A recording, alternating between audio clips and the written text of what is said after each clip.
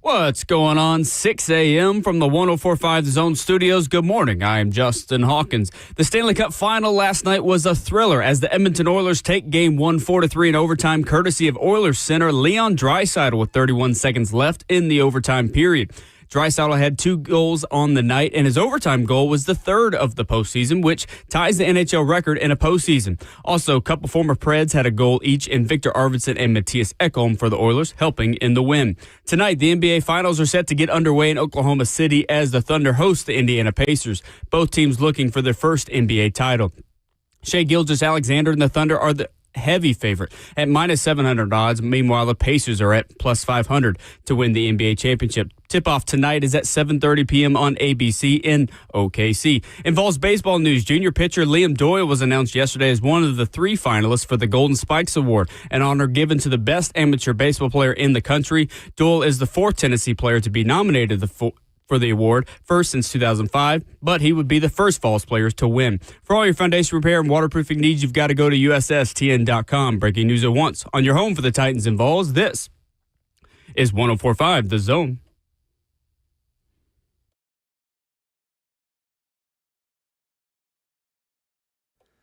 Thursday morning at 104.5 The Zone, kicking off your morning and what we call around these parts, Friday Junior. On 104.5 The Zone. Streaming live on Zone TV, Facebook Live, YouTube, Twitter, or Twitch. 615-737-1045 is the number. And we have got the executive producer of Titans Radio, Rhett Bryan, filling in for Ramon Foster this morning. I'm Will Bowling. Justin Hawkins is our producer on this fine Thursday, June the 5th. Rhett, good morning. Welcome. Good morning to you. It is good to be here. And, I usually get here pretty early. Yeah. Because this is salting away everything and, prepping for the season time for me. But I had one of those things where it took me a minute to go to sleep last night. I guess just, a little anxiety, a little anxious about, coming in and helping fill in for Biggie. He's taking a couple of well-deserved days for Ramon. But my first question as I'm riding in, you have a shorter drive in, obviously, without giving your locale away. Sure. But what do you use? Do you play music? Like I had hype music this morning driving in. Sure. It depends on the day, honestly. There's sometimes where it's just the last thing I played the day before when I was getting home, if I went out to dinner or something, or if I was coming in from work or from the show just the day before. Sometimes it's just radio silence. I don't know why. That probably is not good for me, but it's just chugging coffee and listening to nothing. Well, and you may be just gathering your thoughts anyway. And that's, more times than not, I've got, the Zone on or a podcast or music and music as much as anything. Sure. But this morning I felt like I needed a little, and as I'm, caffeinating with some Diet Mountain Dew, I was, listening to Usher and I don't know, a couple other things. But all jacked up on Mountain Dew. Yes, exactly. 6 in the morning. I'm gonna come at you like a spider monkey. But yeah, so so what? Yeah, Usher. What else was on the playlist this morning? Get you going. A little AC/DC. Nice. Nice. A little. Who else did I have? That's what I appreciate about your music taste is you went straight from Usher to AC/DC. Sure. That's range. Sure. I'm trying to think, who else did I have on the playlist? I had some Lady Gaga in there. Okay. She's solid, man. And Bruno Mars, too. Okay. Nice. 24 Karat Magic. I like it. Come on, man. Absolutely. Timeless. Players only. I've heard so much Lady Gaga recently. I don't know if anybody else has this problem watching ESPN programming on YouTube TVs. That's what I use as my cable provider. And for whatever reason, during the NCAA baseball tournament, they show the same 3 ESPN ads during every single break. I don't know if it's because college baseball breaks are so short. Like baseball breaks in general are typically 90 seconds or I think maybe even up to 2 minutes. So you get the same like short breaks, and for a lot of sports, you get the same things over and over.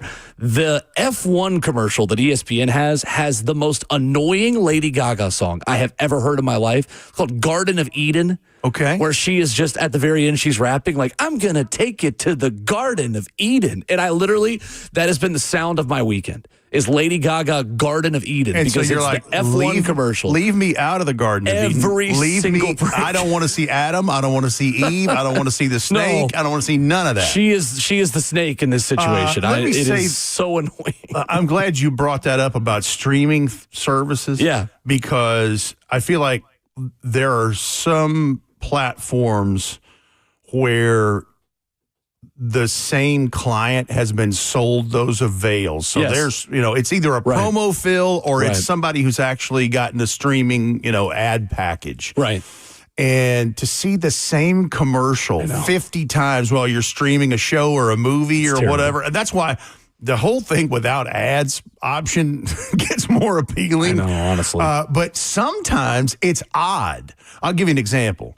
So, I'm a big wrestling guy. Yeah, right. And so when WWE has streaming premium live events, they don't even call them pay-per-views anymore because it's not a thing. Right. It's on Peacock. That's the platform that stuff's on. And so there's just this, we'll be back after this break. Right. There's no spot in there, no commercial at all.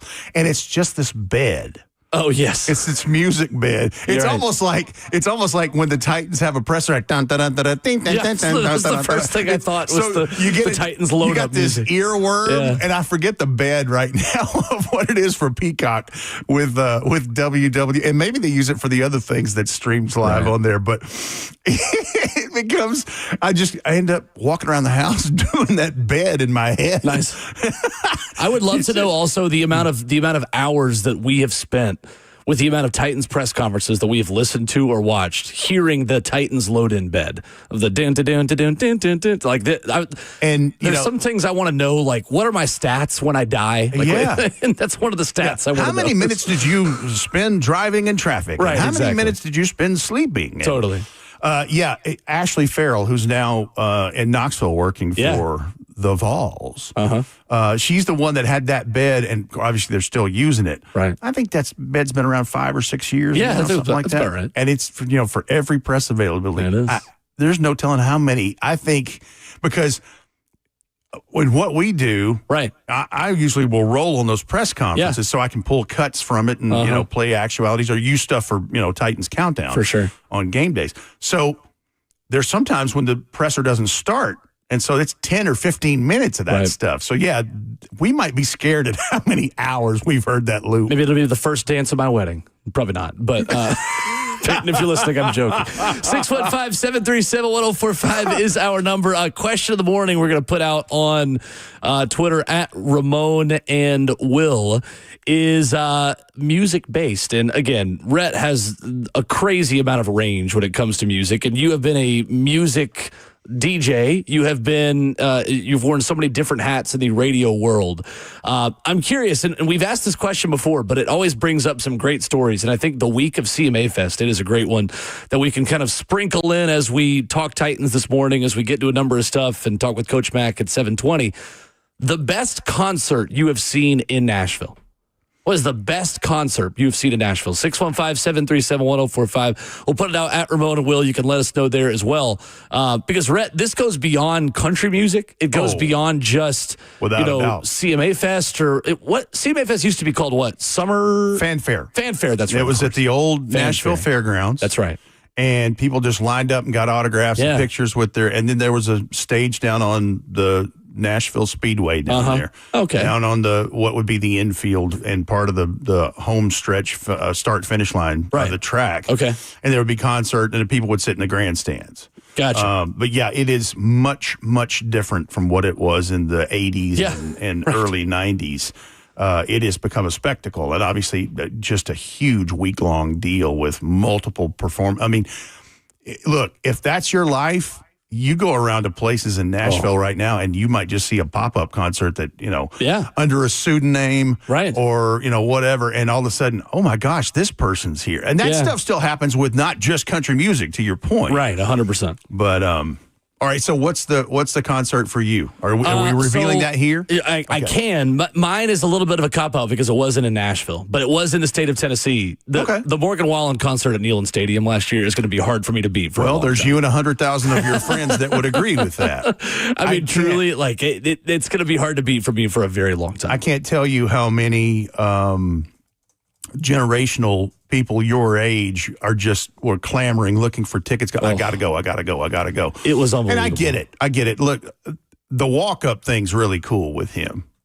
When he makes his appearance, that's really smart on his part. It's like a walk-up song for a guy taking an at-bat in baseball or whatever you want to. And back then, I loved seeing Nico Imaliava make the walk-up with Morgan Wallen, which I care a lot less about now. Yeah, I care more about Peyton Manning, who's with him now. Yeah, well, yeah, you can't. That'll never have a damper on.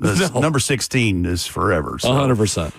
For me, it was in October of 2000 at Bridgestone Arena, which I think was like the CMA Center or something back then. Anyway, I was fortunate to meet Tina Turner. Oh, wow. At a press conference at Super Bowl 34. Yeah. Several months earlier in January. And she had announced her farewell tour at that point. And she's, 68, I think, at this time. Yeah. And just, I've been fascinated by her, and she's just a legend. And so, as soon as tickets went on sale, got them. And the legendary R.I.P., late, great Joe Cocker opened up for Tina Turner. Okay. And it was solid all the way through. And Tina Turner, again, she's nearly 70 at this point. Jeez. And she played 2.5 hours. Wow. And just blew the roof off the place. That's awesome. And, I mean, there's been some good ones at Ascend Amphitheater, too. Yes. Yes. Saw Steely Dan there about 10 years ago. Oh, that's such a really good show. Nice. But, Earth, Wind, and Fire at the Ryman. Wow. Like Ryman. Wow. Anything at That's the a Ryman. Small venue for them. Well, and anything at the Ryman is money 100%. because of the acoustics. 100%. They're nearly perfect there. Nice. So that's awesome. I gave you more than one. No, I love it. But that's just a few off the top of my head. Justin, what you got? I'm going to go with Post Malone back in October. That was so good. That was a good one. That was at Nissan, right? It was at Nissan, yeah. Shout out to 104.5 The Zone for tickets to that one. Nice. Nice. And that was jammed to the rafters too, right? Yeah, it was very packed. The only letdown, I think his last concert of that series of the tour. I think it was. Yeah. And there was a lot of expectation that because it's in Nashville, it's ending there, that he's going to bring out everyone. And sure. He brought out Blake Shelton, and that was it. That's not bad still. That's still an A-list country music you singer. got a lot of people in Nashville like Jelly Roll. Right. And a lot of country artists on that album, Luke Combs and stuff like that, and you just bring out Blake Shelton, who resides in Oklahoma. But, fair enough. Well, and of course, you don't know without looking at it at first, but what scheduling was, maybe the schedule conflict. But I get what you're saying. If that's the last show, you're thinking, okay, there's going to be a big crescendo. Yeah. There was some expectation of maybe Morgan Wallen, but he had a prior venue, I think, in North Carolina. Yep. Yeah. That, remember, I won't give away exactly where I live. That'd be not smart. But I'm within like a couple miles of Nissan Stadium. I could hear that concert from my building. Cheater. Outside. It was great. He's my favorite solo artist, Post Malone. 615-737-1045. You can answer that question of the morning here on Ramon and Will, which is Rhett and Will for the next 2 days here today. In honor of CMA Fest Week, what's the best concert you've seen? Let's say in the state of Tennessee. In Nashville specifically with CMA Fest. But anything you got, we welcome it. On Twitter, at Ramon and Will, and streaming live on 104.5 The Zone TV, Facebook Live, YouTube, Twitter, or Twitch. Coming up, I talked to Frank Bush the other day at Ascension St. Thomas Sports Park for Titans OTAs. We're going to dive into a very interesting position battle that is ongoing through OTAs. Cedric Gray, Otis Reese, James Williams, what to make of the Titans linebacker position beside Cody Barton. We'll talk about that next.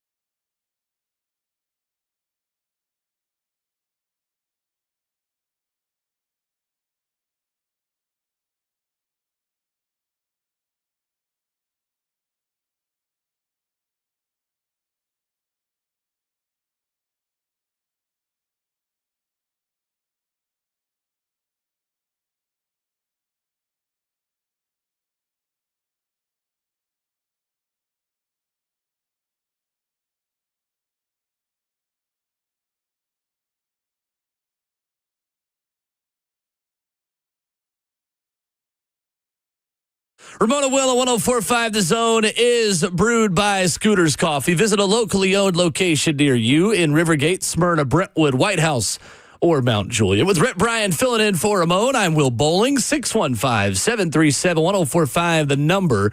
Going to get some of y'all's favorite concerts in Nashville coming up here very shortly. Do you know how old that song is there, the bump music that Jayhawks? It's early 70s, isn't it? Yeah, that's Redbone from 1974. Nice. So I remember that on the radio when I was a little dude, Nice. Little kid. Sweet.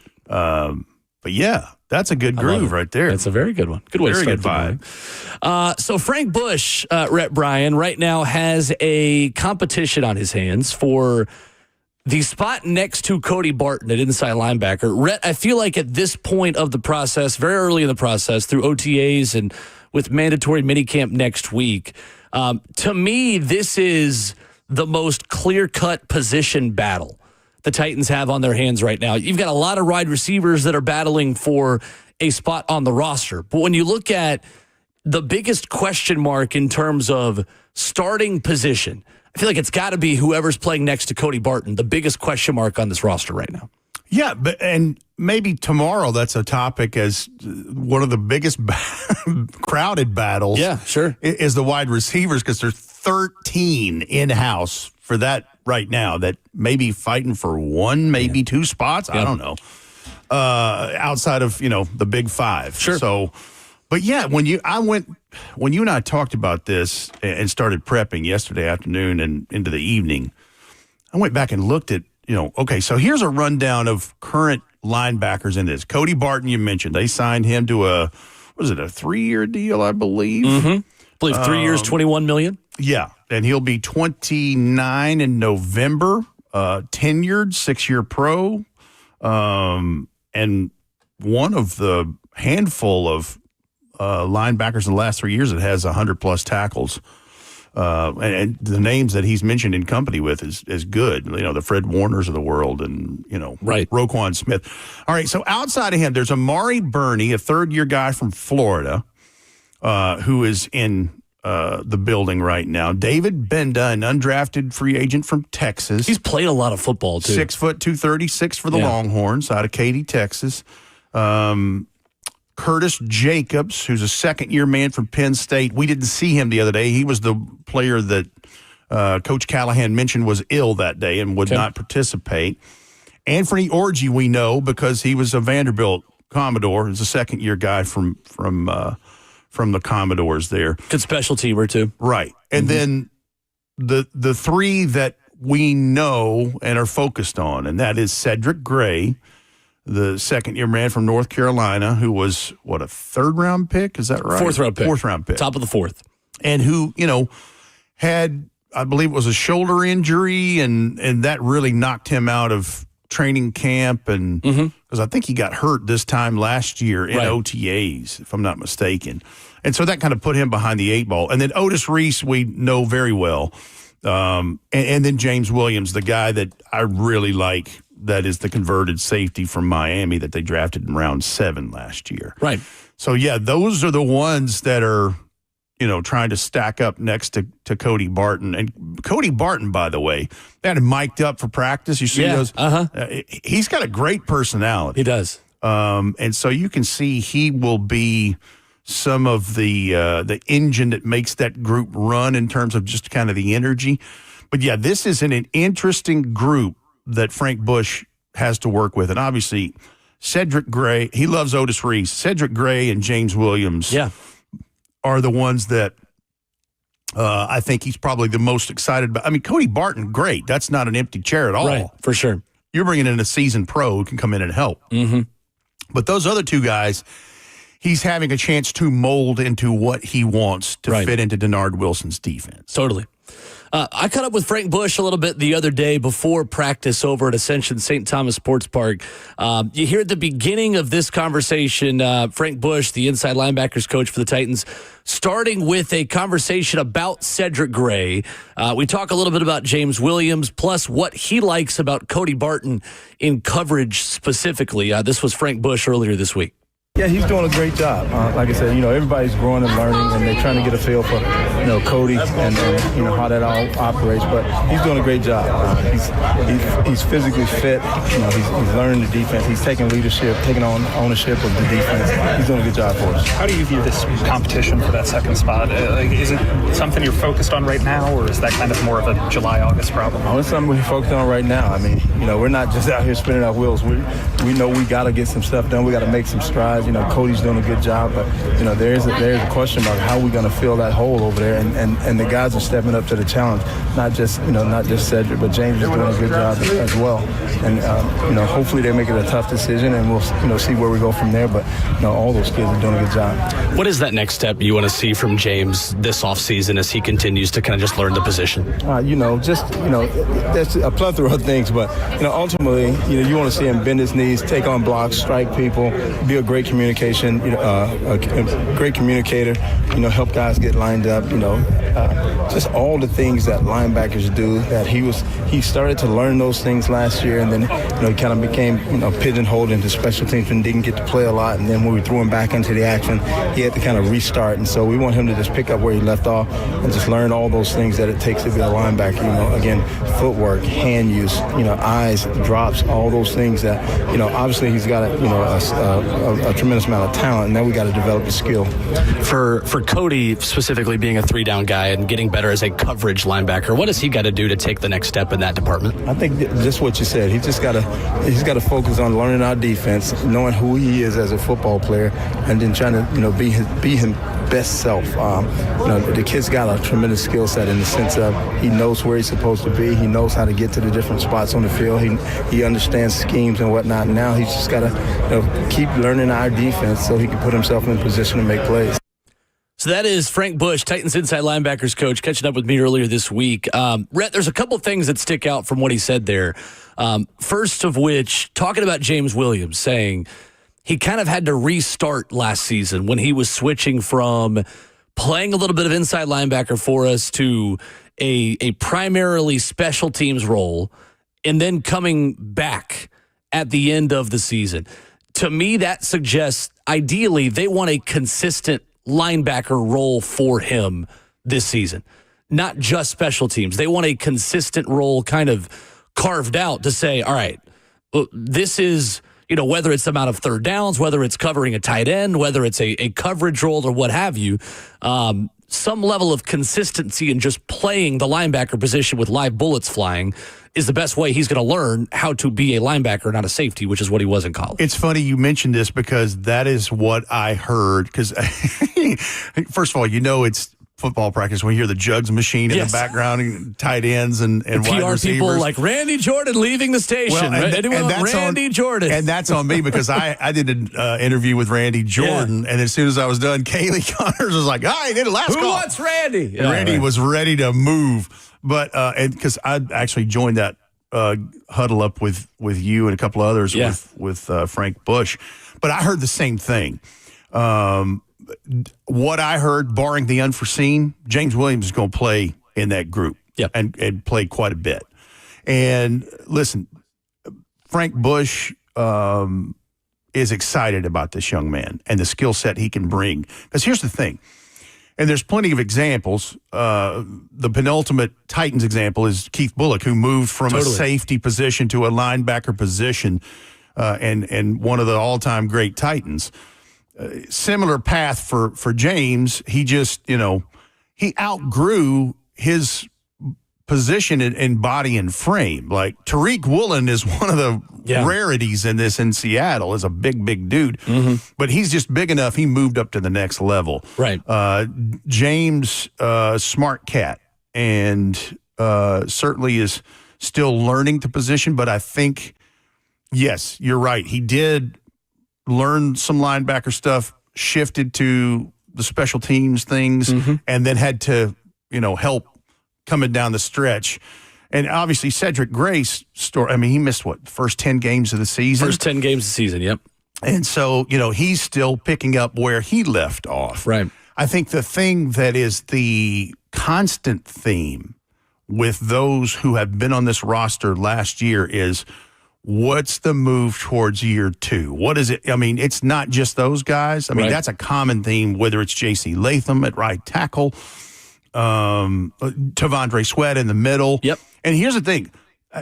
I don't have as many concerns about Cody Barton and coverage because those stats are a little juke there. Yep, for sure. What they need is a group who can help one of the woes of the Titans defense, and that's stopping the run. Mm-hmm. The Titans were really good at it for a long time. Right. And then it went sideways a little bit, and that is something they are certainly focused on to try to shore up. And that's why it's so important for Tavondre Sweat to make another step forward in year 2, because he's obviously the first line of defense. Totally. But, yeah, I'm excited to see Cedric Gray and James Williams. And listen, and Otis Reese, I'm not trying to leave him out because he can play too. Absolutely. But those two guys who they drafted, I think they're going to be called on quite a bit to work with Cody Barton. I think so. And I think with James, again, just that consistency. Like, the only way he's going to learn the position is by playing it. And if they believe in him enough to be a gadget, sub-package coverage linebacker, for day 2 and 3 draft picks, that is how you earn a role in the NFL. Like, and the best example I could think of, Red, is Amani Hooker back when he first got here in 2019. Amani Hooker was the big nickel, third safety, tight end, slot, you name it. Like, Amani Hooker had a very defined, specific role when he first got to Nashville of, you're going to come in on third downs, you're going to guard this guy this week, and he was so good at that he earned himself more opportunities to then become a starting safety for this team. Nobody is saying that James Williams is going to come in and play 90% of the defensive snaps in 2025. You would love to get to a point where James Williams can be a coverage specialist, can be a guy that, with the athleticism that he has, in today's NFL, you are going to see more teams try to convert safeties and pass coverage specialists to 3-down linebackers. And I don't know if James Williams will ever be a 3-down linebacker. That's a high bar to set. But at the very least, there is a place on every team for a coverage specialist inside linebacker. And he is someone that, if his stock rises enough and he can step into a role and do a job for this team, you fill one of the biggest question marks and holes on this roster I think you've got in the entire team. So, 2 things based on what you're saying there. We'll see what happens as James Williams' path in this because he is still learning the position. Mm-hmm. But there's 2 things I hear in my head, and we're going to hear Coach Mack next hour. One, you can't manufacture experience. Right. And that's right. I mean, James Williams is going to have to get out there, and he's going to have to do it. You can practice all you want. For sure. You can't emulate that. I don't care how, if you're trying to go hurry, go speed. And that's what they're doing right now with no shells, no pads. Right. Is trying to, execute what they've been learning and what they're installing. And then the other part is the thing about, you can get excited about the potential with James Williams, knowing he played in the secondary. Right. To maybe there's something embedded in his DNA playing that position for as long as he did for those coverage style skills. Because dude has incredibly long. I mean, he's a big guy. A freak. Yeah, he looks like he was built in a lab, and now he's put on bulk. Muscle mass in this. But yeah. I'm excited to see what these 2 guys are doing and are going to be doing. I like it. All right, we've got a lot of submissions at Ramon and Will for best concerts in Nashville. You can let us know. That is our question of the morning in honor of CMA week beginning officially today. 615-737-1045. Cousin Danny on the phones. First up, best concert, Danny. What's going on? Morning, guys. I've got a couple here. In 2006, I was lucky enough to see James Taylor play at the Ryman, and it was one of the most musically incredible. The sound was perfect. James Taylor's an all-time American original. Love the guy to death. It was probably the most musically perfect concert I've ever been to. Last summer, though, I did get to see Zach Bryan at Nissan Stadium, and that was probably the most fun concert I've ever been to. Nice. From start to finish, the Turnpike Troubadours opened up for him. He had a couple of, Casey Musgraves came out, hocked to a girl. She sang a song. It was phenomenal. Wow. Honorable mention in 2010 after the floods, I probably saw Garth Brooks 3 times in one weekend when he did the flood benefit concert series, and that was always great. Yes. I love Garth. Nice. Thank you, Danny. That's good Thank stuff. you, Danny. I saw solid. James Taylor at Starwood back in the early 90s, I guess. The original JT. The original JT. Yeah. Well, and there's another JT, too. There's a James Taylor that's the name of the man who's the lead singer of Kool and the Gang. Yeah, right. And I think he goes by JT Taylor. Anyway, and I'm seeing some stuff in the chat here. How about Shane Adams says Earth, Wind, and Fire and Shaka Khan at Starwood in the 90s. Now, that's a show I would sign up for immediately. Roger Wilson, Cat Stevens at the Ryman. That would also be a very good show. Nice. That is, we've seen a lot of Starwood Amphitheater. When did Starwood stop having show? Like when did it close? I believe 2006 was the last season there. I saw an Allman Brothers show there in the early 90s that was fantastic. Nice. On the night of my 21st birthday, Ozzy Osbourne and Alice in Chains. Jeez. And it was packed, jammed to the rafters. That is awesome. Man. Yeah, so apparently there's like plans to revitalize it.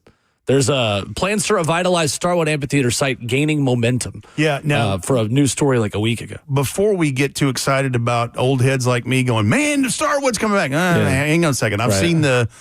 In fact, I think Channel 2 did a package on that just in the last few days. Yeah. There's been an attempt to revitalize that as like a housing, condos or apartments, mixed use space. Got it. I think there is in this current proposed plan a small amphitheater for like a neighborhood. It's nothing like it was. Okay. And that's what has been attempted to be done.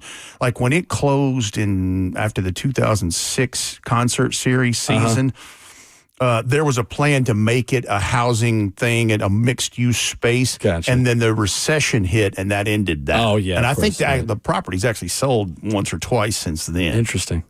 Let's go to Tom next. Best concert in Nashville. What's up, Tom?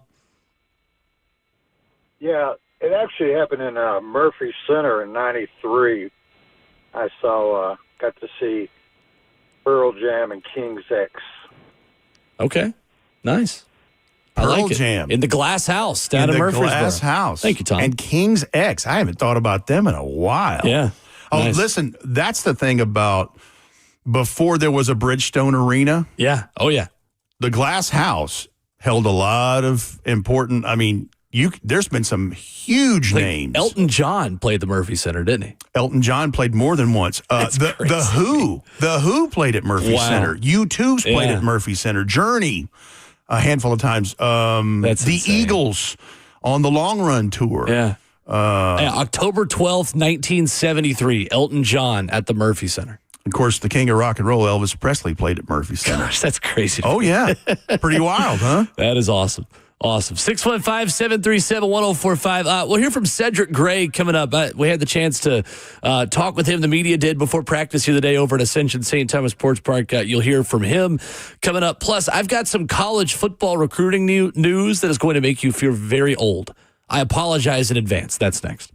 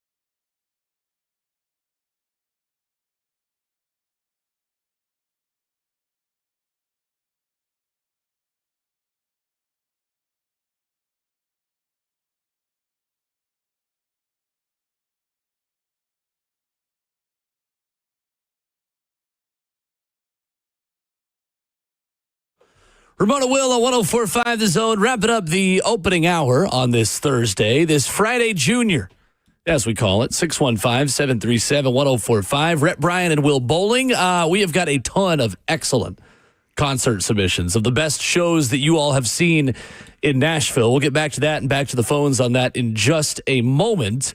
But first, Rhett, wanted to hear from Cedric Gray, the one of the main guys who is still competing for a starting spot and competing to start next to Cody Barton this season on the Titans defense. I thought there was some interesting audio here from Cedric the other day before the Titans OTA practice about what he learned last season, just watching a lot of the season, being out with a shoulder injury for the first 10 games as he moves forward into year two. This was Cedric Gray on Tuesday. I think really just, being out for a while, kind of watching the guys ahead of me, learning from them, asking questions, different like that.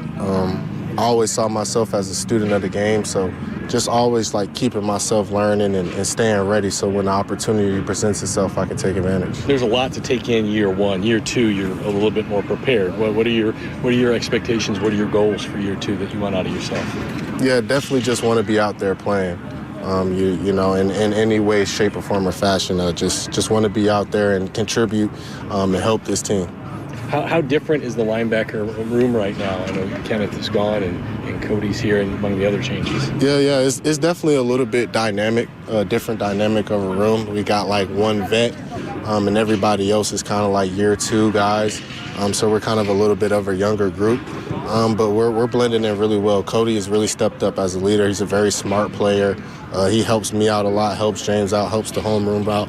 And I think we're all continuing to grow, even myself, James and Otis and others just stepping into a little bit more of leadership roles as well. Cody's eyes are intense.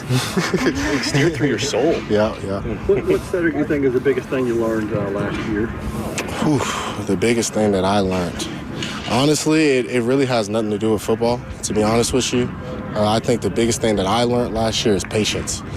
For me personally, I think, coming in, I had these high expectations and this, that, and the third. And I think really just kind of calming down and learning how to be patient and just kind of learning the game more, growing more and different things like that is really kind of something that I learned last year. So that's Cedric Gray talking with the media earlier this week. And Rhett, he's a smart guy. He's somebody you really want to root for on this defense. And I think someone that if he hits, again, can be a three-down linebacker pretty much right away for this team. Yeah, I think the production could certainly be there. And listen, that's one of the reasons they took him in the first 4 rounds of the draft is some of the production he had at North Carolina. I'm always interested to hear about a guy's perspective from the patience part of this because I've never had an abundance of patience. Sure. I think it gets tested every day in traffic, just in a life lane of things. But you get perspective. And you heard him say never really had an injury that knocked him out for a while. Right. And so he gained perspective there. But what I also heard there in his answers, Cody Barton already cementing himself as a leader in that, which is what he was brought in for. Because Sure. outside of a handful of guys, it's a young team. And you're going to need that. I'll say this. Cody Barton has a good chance to be one of the captains on this team. I think definitely. Which is wild to say right now, but there's been so much turnover. Mm-hmm. I looked at the captains last night, the Titans app. They've been making upgrades to that. Yeah. It's very user-friendly. Nice. And they had just a slide left to right of who the captain. I'm like, that won't be a captain. That won't be a captain. There'll be some change there. Mm-hmm. But you hear Cedric Gray saying how much Cody Barton's already helping him from a vet's perspective. And, with, tips and tricks and key and diagnose type things. And listen, Frank Bush, I'm biased.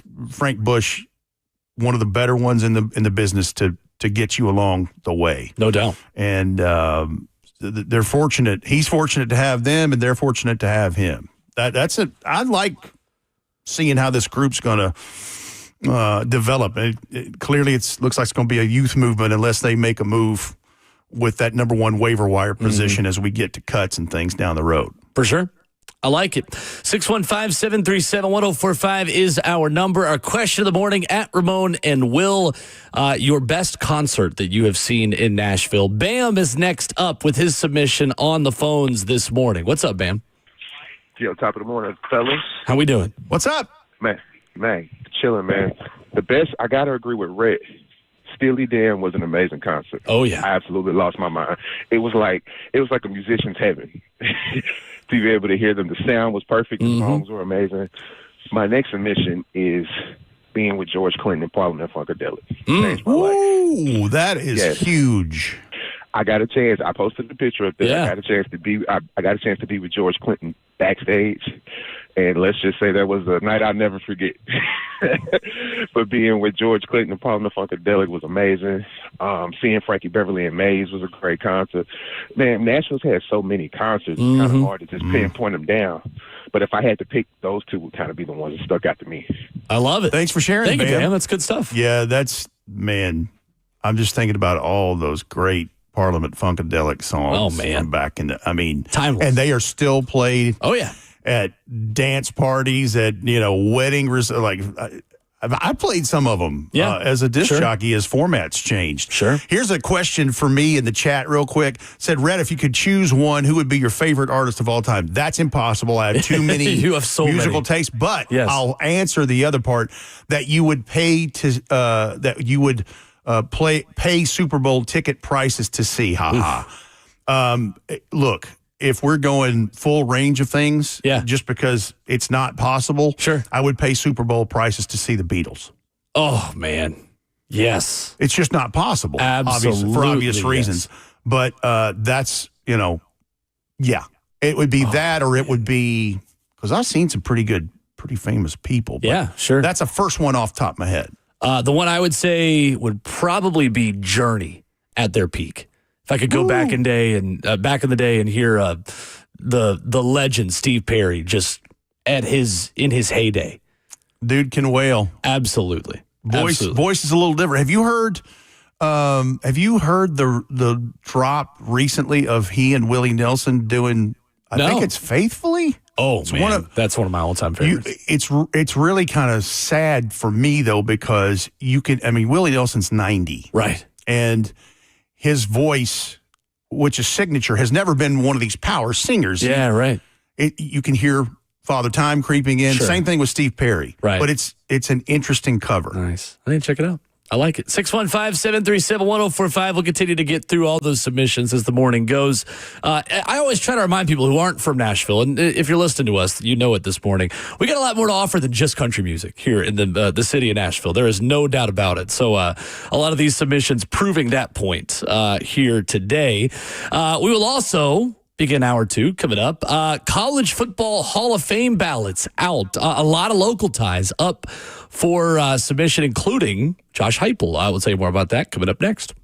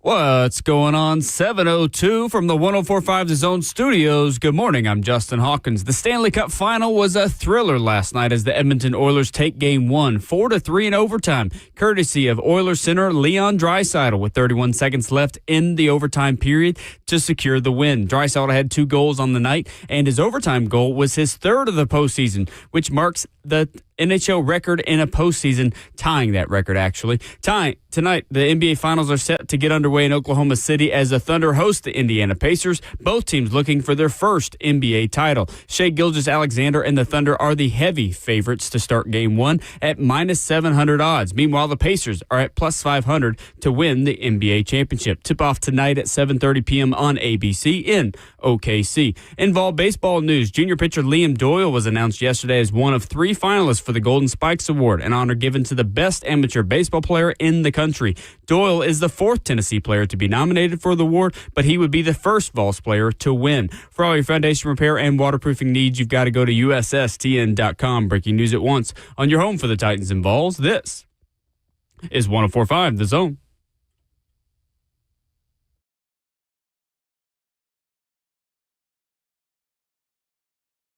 Ramon Will is brewed by Scooter's Coffee on 104.5 The Zone, rolling into hour number 2 on this gorgeous Thursday morning in beautiful Music City, USA. 615-737-1045, the number. You can visit a locally owned Scooter's Coffee location near you in Rivergate, Smyrna, Brentwood, White House, or Mount Juliet. Amazing people, amazing drinks, amazingly fast. We love our friends at Scooter's for waking us up on mornings like this where, look, it is bright outside. It's lovely. It's a CMA Fest weekend. There might be people that are not from Nashville that are listening to the sounds of our voices. First of all, thank whoever told you to listen to 104.5 The Zone. Secondly, welcome. We're glad you're here. Alongside Rhett Bryan, Justin Hawkins, our producer, I'm Will Bowling. Rhett in for Ramon this morning. A very fast first hour this morning, Rhett Bryan. It is always fast when we have so many people chiming in about our question of the day. What is the best concert you saw in town or in the state of Tennessee? I think we expanded it to. And that's a near and dear topic to my heart because you know how much I love music. I've introduced a lot of catalog, the Rhett Bryan catalog to you. My music education courses. I started at the station 6 years ago yesterday, and pretty much 6 years total, I've been getting music education courses from Rhett Bryan while I've been here. I love it. I've got some great responses in the chat. I know we'll get back to that shortly. Yeah. But yeah, I know you teased it last hour. The National College Football Foundation, Football Foundation, released earlier this week their ballots and nominees for the 2026 class of the College Football Hall of Fame. And a lot of Vols ties, a lot of local ties. Absolutely. Josh Heupel on the ballot for a College Football Hall of Fame vote as a player. You've got VFL's Deion Grant, Larry Sievers on there as well, and the lefty from the Dakotas, Josh Heupel, of course. 2000 consensus first-team All-American, of course, leading Oklahoma to the 2000 National Championship with a win in the Orange Bowl, and Heisman Trophy runner-up in 2000, of course, before going on to coach at a number of stops, Missouri, Oklahoma, of course, UCF, and, of course, now Tennessee. Deion Grant, Rhett Bryan, is someone 1999 consensus first-team All-American safety, 1998 national champion, a pair of SEC championships in 97 and 98 on a Vols defense that had a 33-5 record.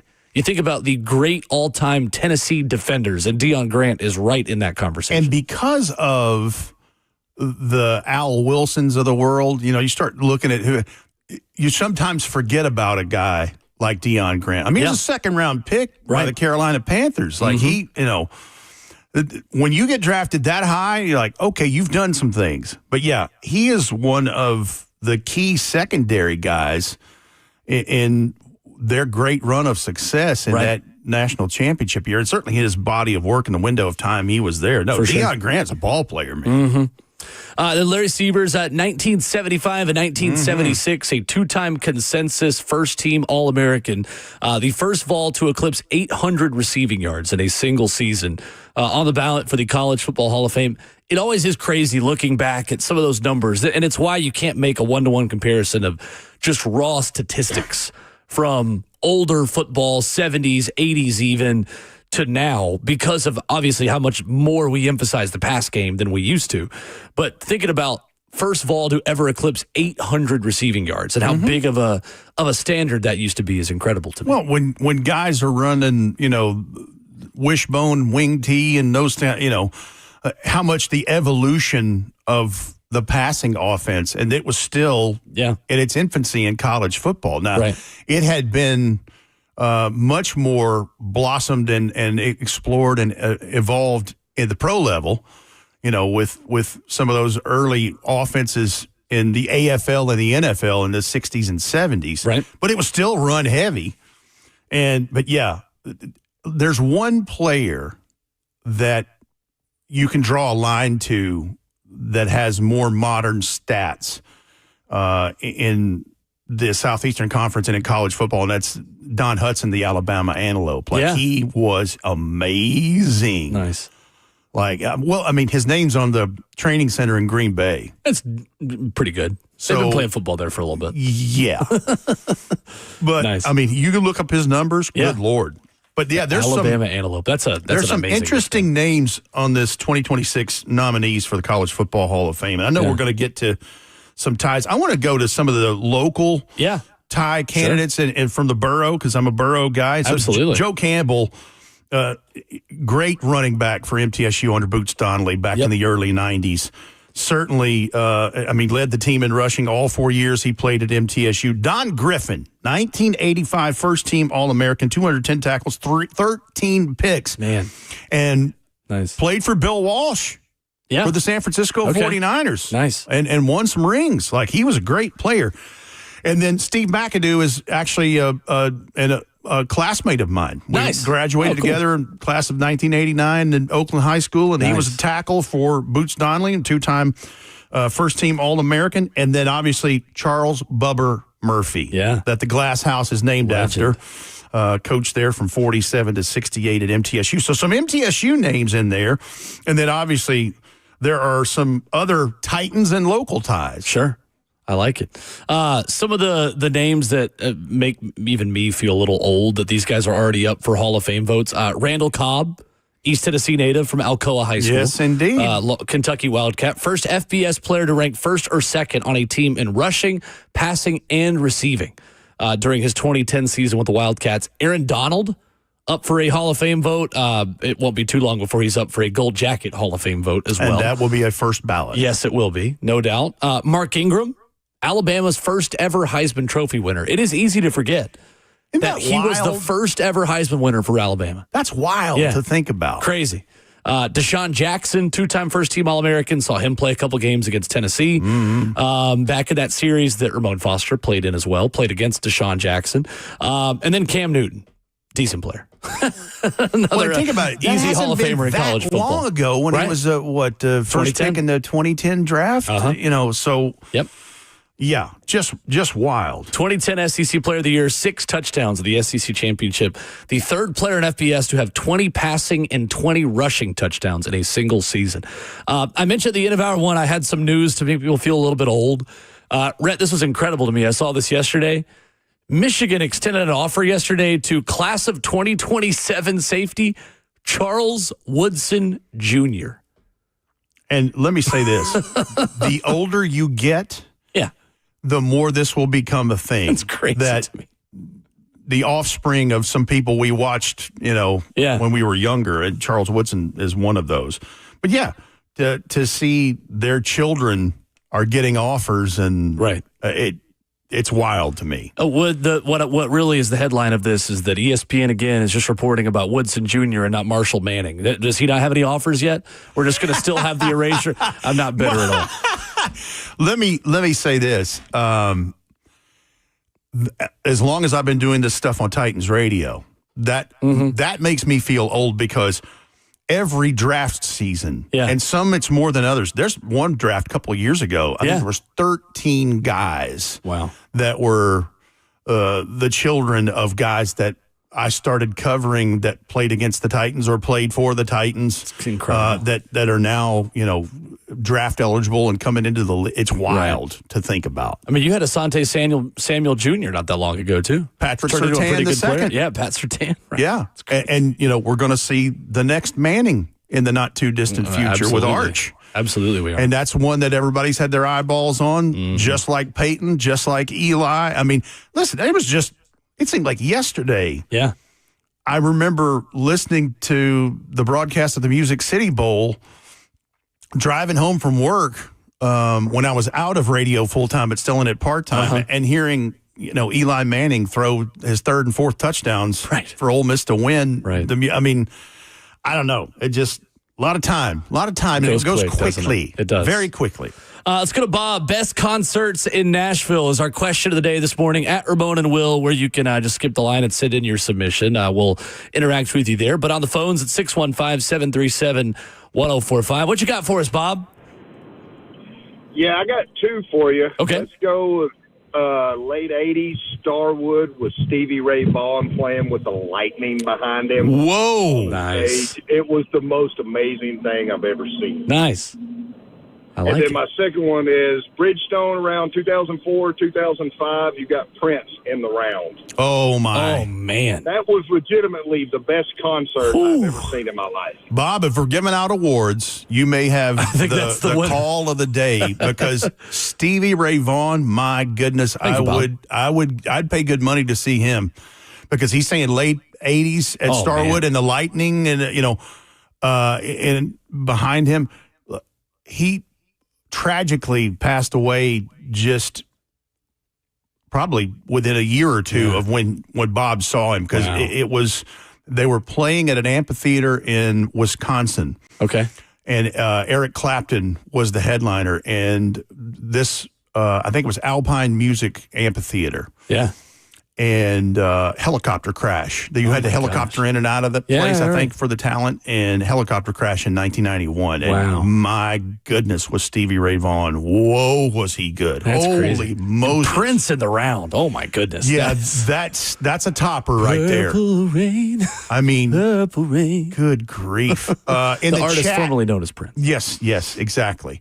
In the chat, Rush and Uriah Heep in 1978. Jackson Brown at the Ryman. Those are good. Nice. Here's one, Terrence Johnson, way back in the day at Murphy Center. Stevie Wonder and the Jets. Now, the Jets was a family of, I think, about 7 or 8, maybe 9 siblings, the Wolfgram family. Okay. And very talented. They had lots of hits in the 80s, mid to late 80s. John Fogerty at Starwood in 05. That's a good one. Jackal and Aerosmith at Starwood in 93, 7 rows back. Pink Floyd at Vanderbilt. I'm surprised it took this long to get to that one because that was, I think, about 93 or 4, maybe 1997, somewhere in there. Nice. Good grief. We got a lot of good submissions. Very good submissions. I love it. Well, you can add to that in the F&M Bank chat, Facebook Live, YouTube, Twitter, or Twitch, and hit the like and subscribe button while you're there on the 104.5 The Zone YouTube channel for us, if you would, please. When we come back, we will be joined by the head coach of Titans Radio, Coach Mack, talking Titans OTAs after this.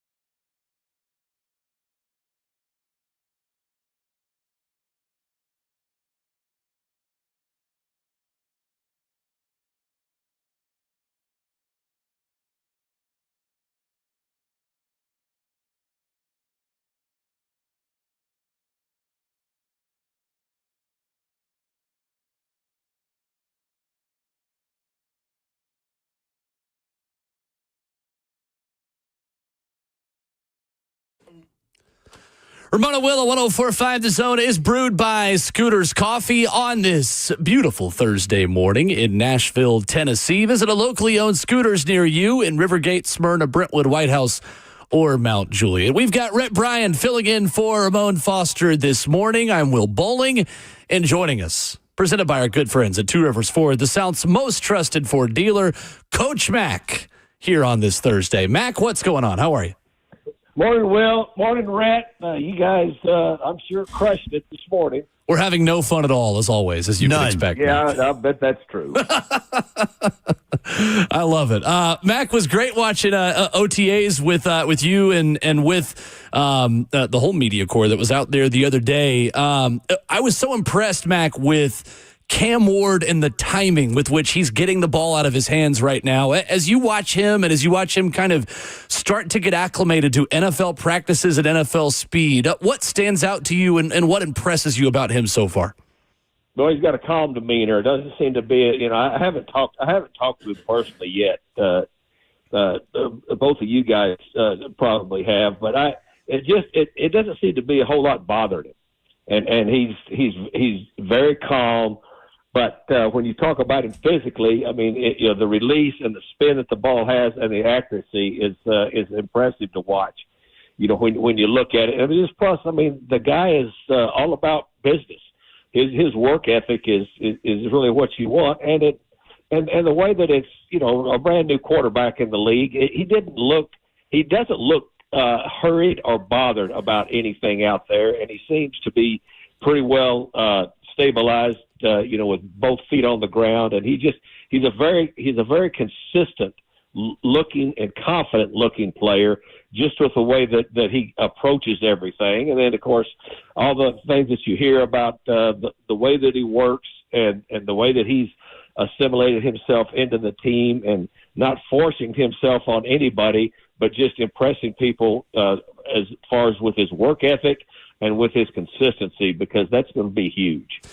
Mack, the other day, third down day at OTAs, and Denard Wilson, Brian Callahan mentioned, had some different things cooked up to try to confuse Cam, to try to just challenge him a little bit. What are those meetings like, Mack, when you go about planning practice and as a defensive coach try to look for ways to confuse, to challenge the offense, the quarterback on the other side? What are those conversations like with the offensive coaches, with the head coach, as you kind of put together a practice plan this time of year, Mack? Well, they're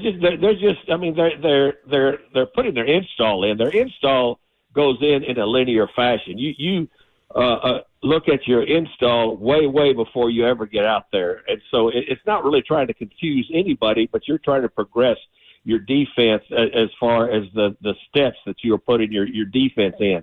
And so, I mean, they don't just start from ground zero, once the different phases start. It's a continuous line. But when you, as a staff, when you are planning this in the off season, you try to match up your install so that you can be able to work on things in a linear fashion that you want to work on.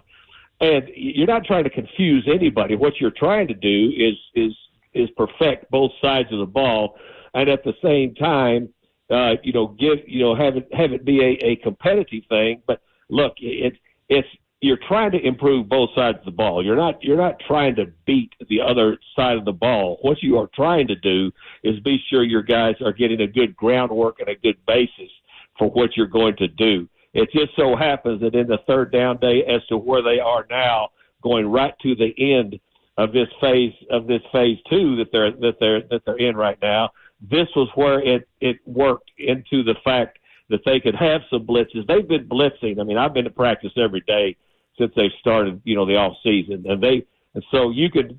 I always watch it and talk to the coaches about the walkthroughs before to see what has been installed. So, you could see the linear progression.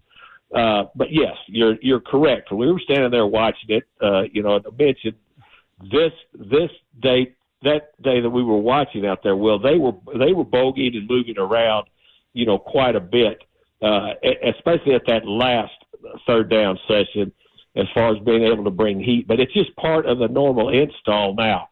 When you start getting deeper into training camp, there will be days, and that's why it's so valuable to be working against other teams. You will say, look, we would like to see 4 from one side. We would like to see a 2-shell morph into a single high and bringing somebody from the open side or somebody from the closed side. You can match those things up so that both sides of the ball can get work against things that they haven't worked against before. But right now, this is just part of the progression. Mack, you mentioned that when you're doing those joint practices, when does the communication start on that? Because obviously they're going to do joint practices with Tampa and then go to Atlanta and do that in those first 2 preseason lead-ups to those preseason games. When does that dialogue start? They've already started it. You know, it goes back and forth. Of course, it starts with the head coaches. It starts with the head coaches, and then as once the head coaches decide as to what schedule they're going to work on, because both teams have different practice schedules. I mean, some are similar, but they're different. So you match those up as far as the way they can match up with the head coaches. Once you get those parameters set, and then the coordinators will start talking. And then and then you break it down into the subsets of the position groups. Guys will start talking. So they will. It's probably started now. They'll take a break and then they will refine it. And especially since they're going to be gone for 2 consecutive in a row, they'll have that set before they show up. The head coach of Titans Radio, Coach Mack, Dave McGinnis, with us here on Ramon and Will. And follow up to that, Mack. In your observations, because you've been to all the practices so far, is there anything, without giving trade secrets away, is there anything different that Brian Callahan is doing now that he's in year 2 that maybe it was a lesson or a takeaway from year 1? Well, there's quite a few different things, and he said it. He said it. I mean, he's very open in his press conferences, in his ability to convey to the media when he's talking to them about some of the changes he's made. I mean, he's been very open about it, and that's something that all of us that have been first year head coaches go through. You're always looking to improve things, and not only improve things depending on how many wins and losses you have, Brett. You're looking at things because the league is an ever evolving thing. I mean, it's your practice schedules, the way you work, what you focus on. A lot of it depends on what type of roster you have to begin each season with, because the rosters change so much now, especially with this football team this year. It's got a high number of brand new people. So there's several things, and the things that I see really coincide with what he's shared with the media when he's talked about those things. But it all points for the development of your football team. You're not making any decisions as a head coach and as a staff as you go from season to season. The thing that you don't do is you don't just have knee-jerk reactions. But I know this, that you and I have been in broadcast meetings with this head coach for a year. He's a meticulous a journal keeper and a note taker. So there's a lot of things that he's implemented, but he's done it with a lot of thought. Coach Dave McGinnis of Titans Radio with us this morning on Ramon and Will. Mack, we had the chance to catch up with T'Vondre Sweat after practice the other day, and he wouldn't give us a number. He said, ask Coach Callahan when he was asked what number he kind of wanted to get down to weight-wise, but said he feels lighter and quicker. Callahan talked about him adding more of a pass rush kind of kit to his tool chest. What do you think Tracy Rocker wants to see from T'Vondre this offseason to maybe add more pass rush ability moving forward into his second season? Well, he's got pass rush ability. The thing that with big men like him, I mean, he's got exceptional feet. And look, I mean, you're not going to turn him into a Gumby speed guy, but what you are going to turn him into, the biggest thing that Rock has worked on, and I watched Rock when he worked. The biggest thing that he started with T Sweat last year when he first came in here was pad level. pad level is huge because even as big as you are, you're still playing against big people that can move. So conditioning and pad level are extremely, extremely important. And then it becomes being able to decide with your matchups week to week to week who you're going to work on. And then a lot of it depends on what Denard and the defenses do every week as far as to finding out how they can get those matchups and work as many one-on-ones as you can get, especially in that center guard triangle. And so to me, it's pad level, it's continued conditioning. He proved to all of us last year, when they brought him in here and gave him a certain set of criteria that he needed to fulfill if he was going to be able to make a jump as a professional. I think he can look right across the line at J.C. Latham and see the move that he has made with his body, with himself physically. But he has got to just continue his consistency in his game. That's the first thing that if you talk to Rock, he wants consistency in his defensive front, especially those tackles, because that's his area of expertise, and it starts with conditioning and pad level. Mack, when you look at the linebacker position, something you obviously know a thing or two about, we're talking to Frank Bush the other day with the ongoing competition for the spot next to Cody Barton. Frank Bush told the media the other day that has already begun. We're competing now for that spot. Without pads on this time of year, what are some of the things you are looking for to evaluate those players as a coach and just as someone watching practice as they kind of try to differentiate themselves before the pads come on, obviously, as we get closer to the season? Yeah, well, you're right, Will. First of all, you can never separate linebackers, in a finality till they get pads on. That's number one. But the thing you can do now, which is very important, is why I watch those guys pretty closely, especially during walkthroughs.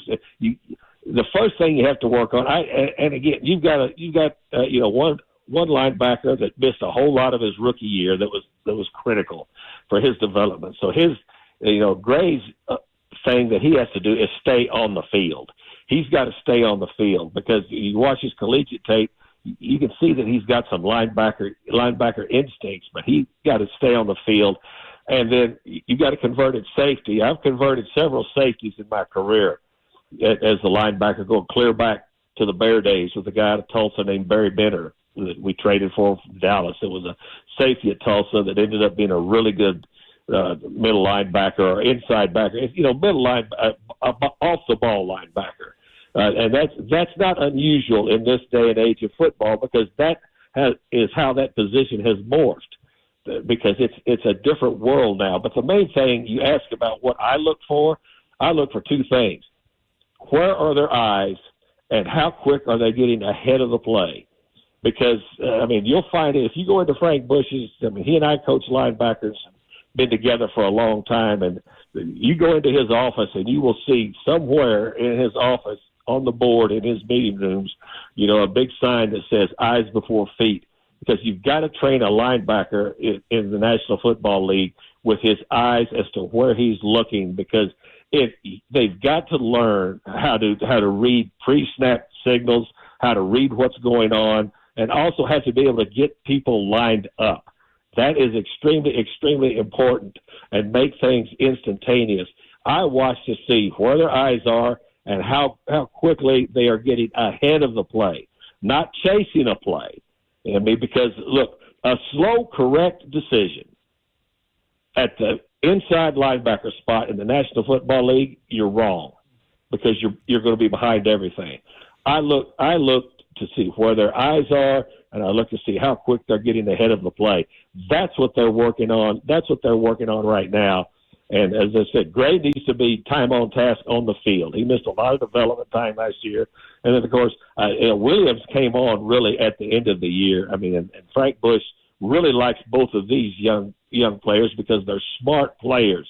But now they've got to become intuitive players, which is a big difference. I love it. Coach Dave McGinnis, making us smarter every Thursday here at 7:20 on the show. Mac, we have gone down memory lane with some of Rhett Bryan's best concerts in Nashville this morning. We've got a lot of submissions on this.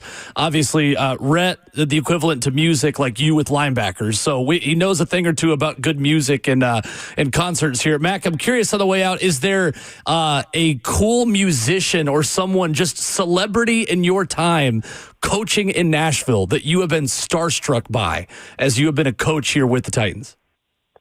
Well, I mean, first of all, starstruck. I'm in awe of any of these musicians, Fair. Especially when I came here, because I mean, it to me that is an incredible talent.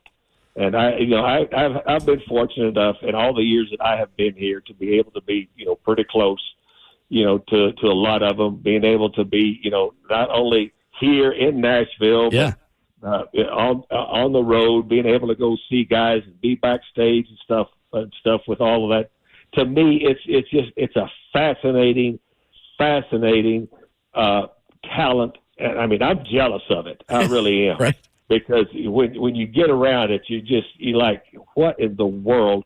And they make it look so easy, and it's really, the thing that you find out, that I found out since I've been in professional sports all my life, anytime that you're around professional musicians and you're able to go do their stuff, all athletes want to be a professional musician, and all musicians want to be athletes. That's it's right. Amazing. I love it. Great way to sum it up. Coach Mack with us this morning, presented by our friends at Two Rivers Ford. Pleasure as always, Mack. Thank you, sir. Guys, have a great day. You're both crushing it, I'm sure. See you. Yes, Thank sir. you, Mac. Thank you, Mac. There he is. Coach Dave McGinnis, Titans Radio's head coach, with us this morning. 100% right, Red, that every athlete wants to be a musician and every musician wants to be an athlete. And listen, Mac's being humble there. Yeah. He's got some connections. He told me a story about having Thanksgiving dinner with Peter Cetera one time in his first tenure here as an assistant coach for Jeff Fisher, the former lead singer of Chicago. Oh, my goodness. People know. Well, when Sheryl Crow came to the Titans game a few years, comes right in, hugs Mac, I'm like, he knows everyone. That's amazing. Sheryl Crow, wasn't she the national anthem of the Super Bowl, too?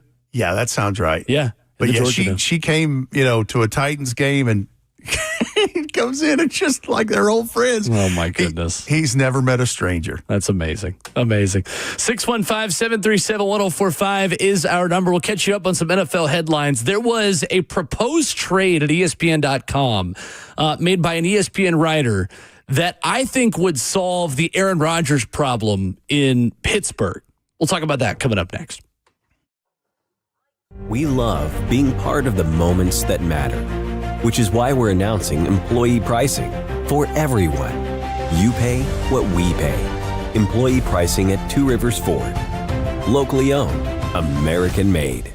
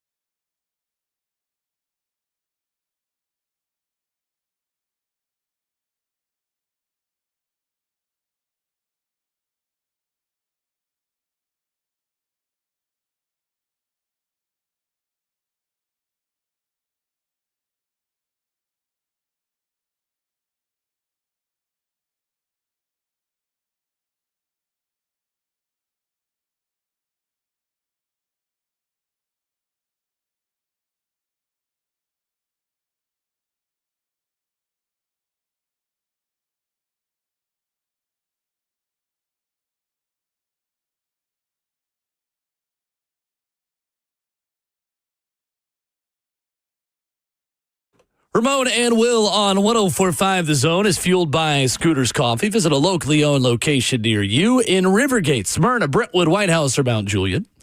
Amazing people, amazing drinks, amazingly fast. Rhett Bryan in for Ramon Foster. I'm Will Bowling. So, Rhett, I feel like so much of the conversation this NFL offseason has been around Pittsburgh, and it's not just because obviously we have a guy that played 11 years for Pittsburgh here on this show that we flock to the conversation about them, but the Aaron Rodgers saga that just won't end fascinates me. And Ben Solak of ESPN, they did a bunch of these hypothetical trade proposals for guys who are on the trade block. There are a couple more of these I think we can get more into tomorrow. But there's one specifically between the Steelers and Falcons that I think is interesting. So Ben Solak has an offer for the Steelers to send a 2026 sixth-round pick that can become a fifth-rounder with performance conditions for Kirk Cousins. And I think Kirk Cousins, at this point, Rhett, as long as Pittsburgh has had to wait for Aaron Rodgers, might be the better play. Give up third-round draft capital. Pittsburgh is projected to have a ton of comp picks next season for losing Dan Moore, for losing some of these high-end free agents that they have not kept. Najee Harris, another one, 100%. I think it makes a ton of sense for them. Let me say this, and anybody that's an Aaron Rodgers fan out there, I'm going to preface this with an apology. Listen, this is just silly. Yeah. I have thought for a couple of years now, Aaron Rodgers should go to the house. Yep. He first of all, he's an aloof person. Like, I'm a dog person, and I love all animals. But people are defined by a couple things. You're a dog person or you're a cat person. Right. And he's a cat kind of person. Yes, he is. Just That's a great unpredictable, aloof. First of all, outside of Jay Cutler, he may have the worst body language of anybody on a sideline in an NFL game in the last 50 years. He looks miserable. He does. And I'm like, dude, you're getting paid. Like, what is wrong with you? And most New York Jets look miserable, to be fair, but him especially. But he looked miserable before that. Exactly. That's true.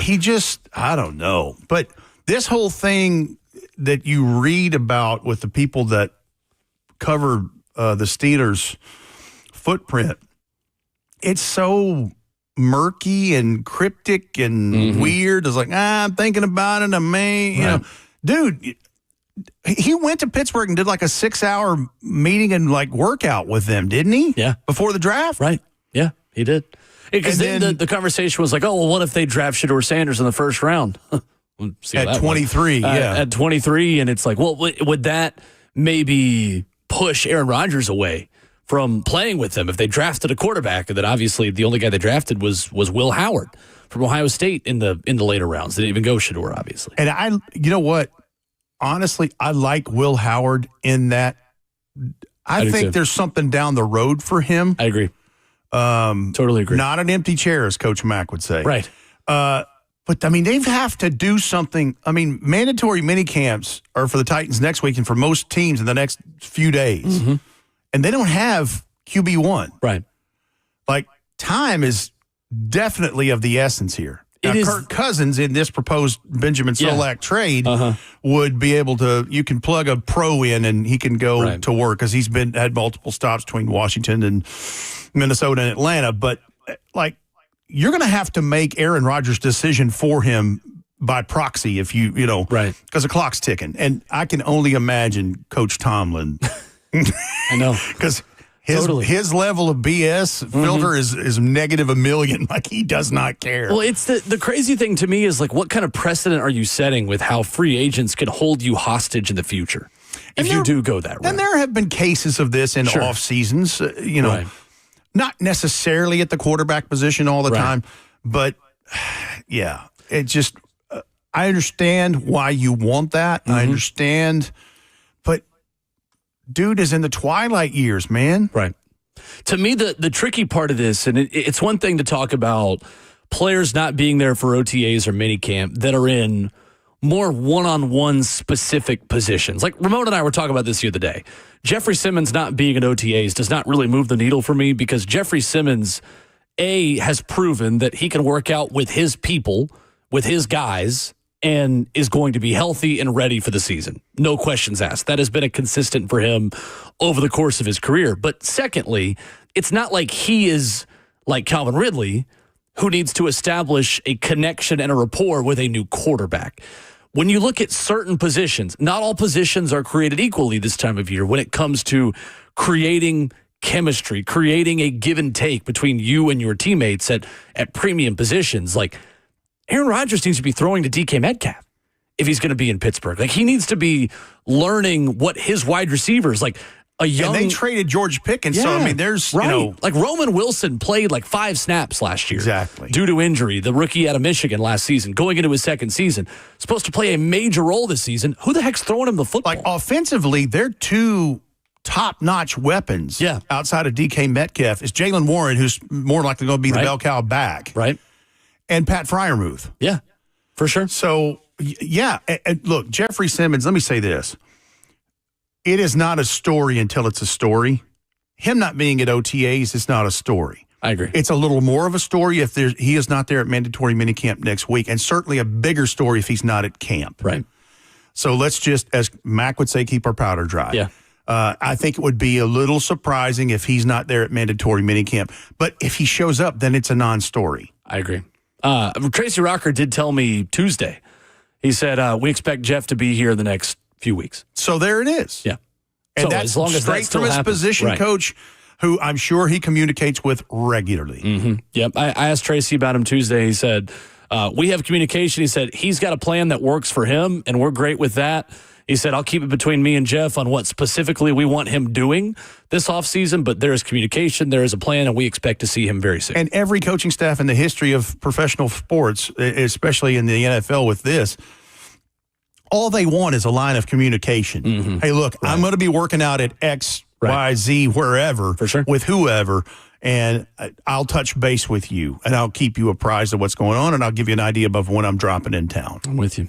Totally. 615-737-1045 is our number. We have reached halftime of your Thursday morning already. I've got 2 reasons coming up next why the Titans can be better on the offensive line.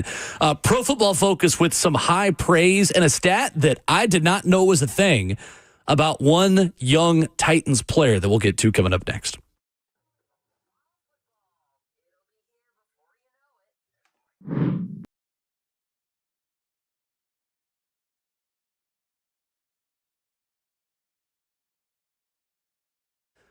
Understanding the real estate market, easier said than done, especially here in Middle Tennessee, as hot as a city as Nashville is. What's going on? It's Will Bowling. I want to tell you about my friend Bernie Gallerani. In this market, you need a local agent with years of experience and a proven track record. I'm here to tell you that's exactly what Bernie has. You need Bernie Gallerani Real Estate. Don't rely on a national agent that doesn't know you, doesn't know your neighborhood, doesn't even know or care about your goals. Bernie is going to get to know you. And I've been so impressed getting to know Bernie Gallerani and his vision for real estate here in Nashville. Tell you the big headline, Bernie Gallerani guarantees to sell your home in 30 days or less, or he'll buy it. No risk to you. Bernie Gallerani will let you out of the contract at any time. Bernie is the real estate agent who has the 30-day guarantee to sell your home, and if not, he will buy it from you. So if you are ready to sell, if you just don't even know where to begin, Bernie knows where to start. He is going to take care of you. And Bernie, you can call him directly on his cell phone, 615-428-2644. That's 615-428-2644. The only real estate agent in Nashville, recommended by Barbara Corcoran of Shark Tank. Get the 30-day guarantee on your side. Get the very best experience and knowledge of the Nashville real estate market on your side with my good friend Bernie Gallerani and Bernie Gallerani Real Estate. Give him a call, 615-428-2644.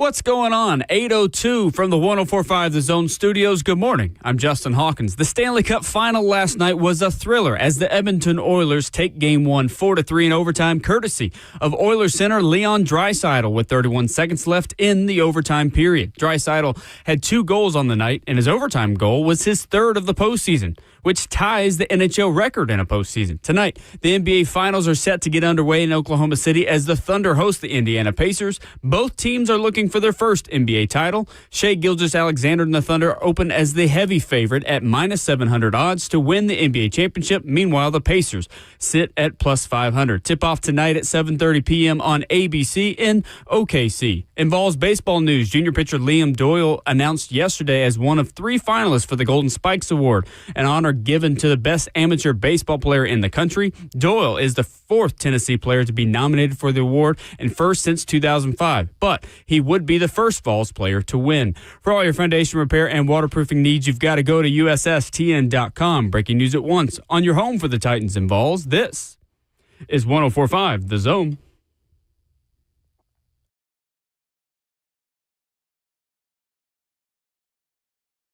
Ramon Will, 104.5 The Zone, rolls into the second half on this Thursday. It is a gorgeous day in the Music City. Summer has sprung here in Nashville with CMA Fest going on. If you are entering the downtown perimeter, you got a lot of music to listen to coming up in a couple of hours. Or maybe you are just taking a vacation from downtown as a local, going literally anywhere else. Either way, you've got a lot of options this weekend. Rhett Bryant in for Ramon Foster this morning. Justin Hawkins, our producer. My name is Will Boulding, of course. 615-737-1045 is our number. News 2's Peyton Kennedy, I saw. I may be betrothed to her to be wed, so I always see what she is mentioning about all of these things. She loves CMA Fest more than anyone. Said people started lining up at the Riverfront stage down at the Cumberland at midnight to get there. When's the first act play today? 11 a.m. So a nearly 11-hour. That's right. Wow. I think it's Megan Maroney who's kicking off. I get that. The river, I get that. The stage up there. My niece, that's like her, yeah. That is a guilty pleasure artist for me. Megan Maroney music is very good. I'm willing to admit it. Justin Hawkins is nodding his head in approval back in the control room. Her catalog, fantastic. Not even going to lie to you. And that every time they put it out, it sells. But, they have Megan Maroney Titans gear in the pro shop over there. That's right. In fact, I went and got something for my niece. That's right. Got her a hoodie. I like it. Let's go back to our question just for a minute before we get to this topic about what's the best concert you've seen in Nashville or in Tennessee. We've had so many submissions. Oh, gosh. In the chat here, and this is another classmate of mine, Kenny Abdo. He said, I saw a Rap and Ride concert at Starwood, I think in 1988. Nice. NWA, Salt and Pepper, Too Short, Two Live Crew, and the Beastie Boys. Wow. What? That's amazing. He says his first concert, and he's a Detroit area guy. Yeah. First concert was Kiss at the Joe Louis Arena in Detroit. Dang. And that's the way. Nice. That's the way you get it done right there. Mentions of Otis Redding in here. Now, that's somebody I would, and obviously has not been with us for a long time, but Otis Redding, I would pay handsome money to see. What a voice. A couple more that I've seen here. Our good friend Stephen Godfrey, friend of the show, college football writer, writes in and says, The National and Frightened Rabbit at the Ryman, and then said, also Reba every time. Reba, a great show, of course. Frightened Rabbit. Yeah. Now, I'm going to show my age here. That's a new one to me. Yeah, I was going to say. Musical guest, Frightened Rabbit. That sounds like the a band that we would put in our Bonnaroo band names reel or fake game. I can hear the late Don Pardo doing that on SNL. Musical guest, Frightened Rabbit. I love it. Dan writes it on Twitter at Ramona Will, says Red Hot Chili Peppers and Foo Fighters as opening act at Starwood. Okay. That's a dang good duo right Cosign. there. Wow. Cosign. Yeah. Yeah, I'd do that. I always think, by the way, of when I hear Foo Fighters, of Christopher Walken, the very viral clip of him introducing them at SNL saying, with now presenting Foo Fighters. He always says it just like that. I love it. So anyway, that's been a fun topic to sprinkle in as we go this morning. Do you remember that? I'm going to derail us here for a split second. Do you remember that music video from Fat Boy Slim where he's doing all the dancing in it? Christopher Walken. Yes. I love it. Foo Fighters. His recurring character on SNL, the Continental. Yes. Where it's a first person thing and he's trying to make sure his date doesn't leave. Have some more champagne. He's got to be on the top tier, like the 5-star SNL hosts, Christopher Walken. And you talk about a strange dude. Now that's a cat right there. That's Absolutely. a cat. Absolutely. All right, I've got two different reasons, Rhett, why there is reason for optimism about the Titans' offensive line. So Pro Football Focus put out a big series this week about top players at every position. In that, both projected starting guards for the Titans are top 20 guards in the NFL. Like that. Number 9 is Kevin Zeitler. I knew Kevin Zeitler was good. We did our free agency wish list months ago where we kind of said guys we wanted. Kevin Zeitler's been on my radar because he is a culture setter and because he is still a good pass protector at this point in his career. I didn't even know he was this good still. Kevin Zeitler, according to Pro Football Focus, at 35 years old, entering this season, in his lone season in Detroit, earned his highest overall PFF grade in a decade last season, finishing as the NFL's third highest rated guard. While his pass protection dipped a little bit in 2024, Kevin Zeitler's 87.2 PFF run blocking grade was the best of his entire career.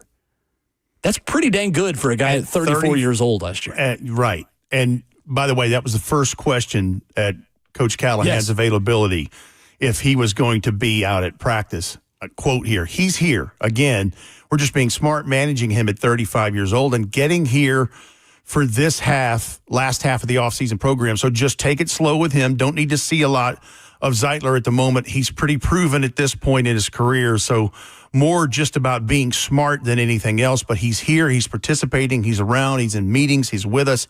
He's a part of the team, end quote. So just because we haven't seen him doesn't mean he isn't participating. Because dude was brought in for a particular reason. That's to stabilize and strengthen that offensive line that had problems last year. And his pedigree, and then PFF backs it up right there with those numbers. Totally. So the other part of this that I really thought was interesting, Red, I had not seen this anywhere until PFF put it out the other day, and there are some metrics and things, and again, we give the disclaimer every time we use PFF data. It is a good cherry on top. It's good whipped cream on the sundae. It's maybe not the substance sometimes, but I think it is a good tool to differentiate and give, especially I think for linemen, give value to improvement over time. On Peter Skoronski, the way this is written, from week 12 onward, Rhett, Peter Skoronski produced the highest PFF pass blocking grade, 88.2, among any guard in the NFL. That is new info that we did not have before, because that's kind of one of those things that the PFF side on the back end can measure and grade out that we don't know. We're not privy to all of their numbers and analysis. From week 12 on, 88.2 pass block grade was the best among guards in the National Football League. So let me underline what you're saying about Pro Football Focus is widely used not only by us media. Yes. But about National Football League teams. They see all that stuff. They subscribe. But let me say this. It is not the gospel. It's a nice analytics look at things in addition to just the outside grades that evaluators would look at and give, players in this. But I will say this. Now, this is money in the bank and is the gospel. In the last production meeting we had with Brian Callahan before the season finale, we asked him who is the most improved player. Who was the guy in 2024 and what was a very rough year? And he immediately answered Peter Skoronski. Got better game over game over game. He immediately led with that. And I'm revealing a private conversation, but it's true. And I think he publicly said it in the closing presser a couple days later. But that's coming from the head coach. And guess who else works with the head coach? His father, the position coach. Big coach. Yeah. And from what I understand, they called him Drill Callahan in the other places he's been. Really? Because, man, all of that equipment he's got, Bertha and Olga, we talked about all last year, and all these things that he has designed and patented and had created that are drill things in this time of the year to get this, offensive lines better and stronger. But yeah, Peter Skoronski is working himself into a second contract is what he's doing.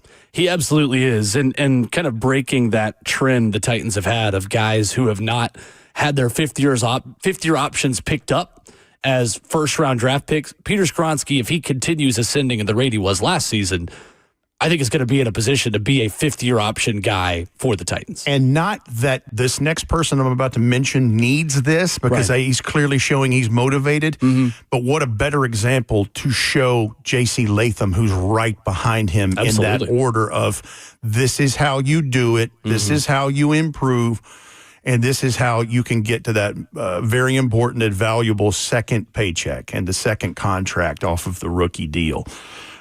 J.C. Latham doesn't need that motivation, but it's an example for him right there next to him in that group that's so tight-knit of this is how you can do it.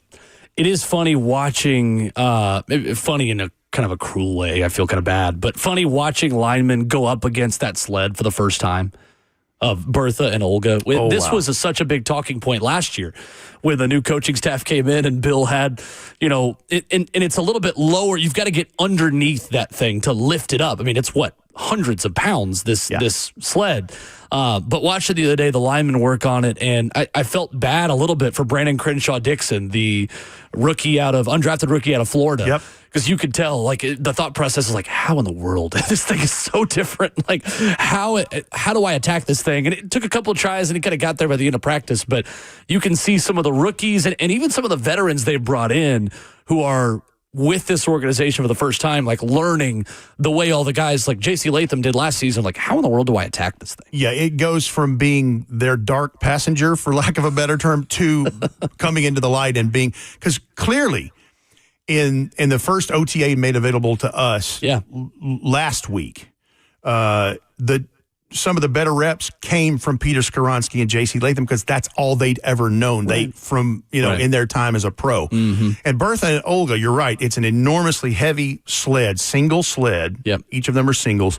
And you have to get really low, and they want you to actually push and extend, and then they want you to take a step for a second and take what they call another bite of it and re-leverage yourself. And the key that when I hear Bill Callahan say it was a good rep is they want that sled straight as an arrow. When you start giving up your leverage and your body, the way your body should be aligned, is when that thing starts rabbit tracking and going left and right.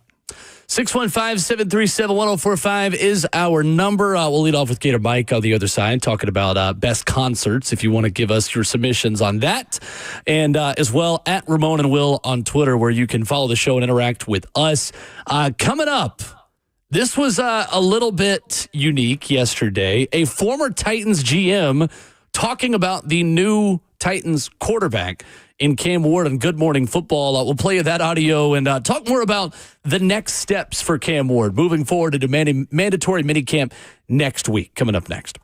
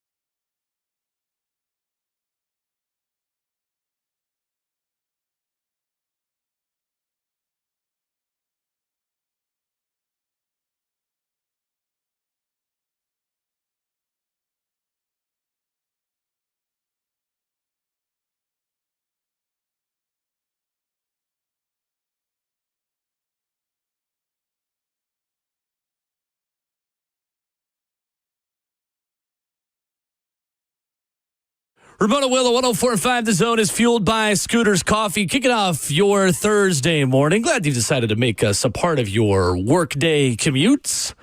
You can visit a locally owned location near you in Rivergate, Smyrna, Brentwood, White House, or Mount Juliet. Amazing people, amazing drinks, amazingly fast. Gonna hear from former Titans GM John Robinson, who is making a media tour on NFL Network with Good Morning Football, talking about Cam Ward expectations. Kyle Brandt also, Rhett, has made it his pathway, his journey, his mission for the summer to still give Cam Ward love when he feels like the rest of the media hasn't.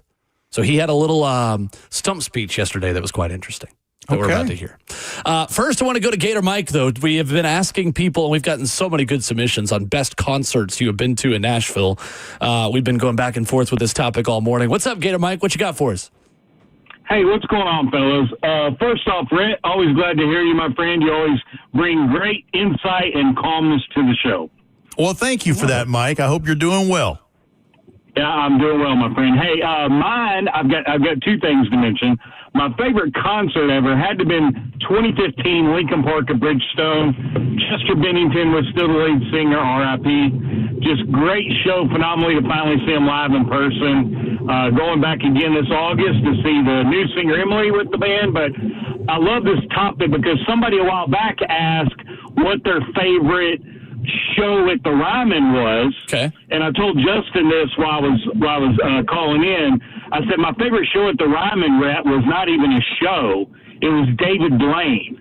Oh. Unbelievable. Wow. Wow. That's cool. In that type of venue, yeah. He did like a theater tour back around, I want to say 2017 or 2018. And so he was coming to the Ryman. Me and my wife, we took our boys.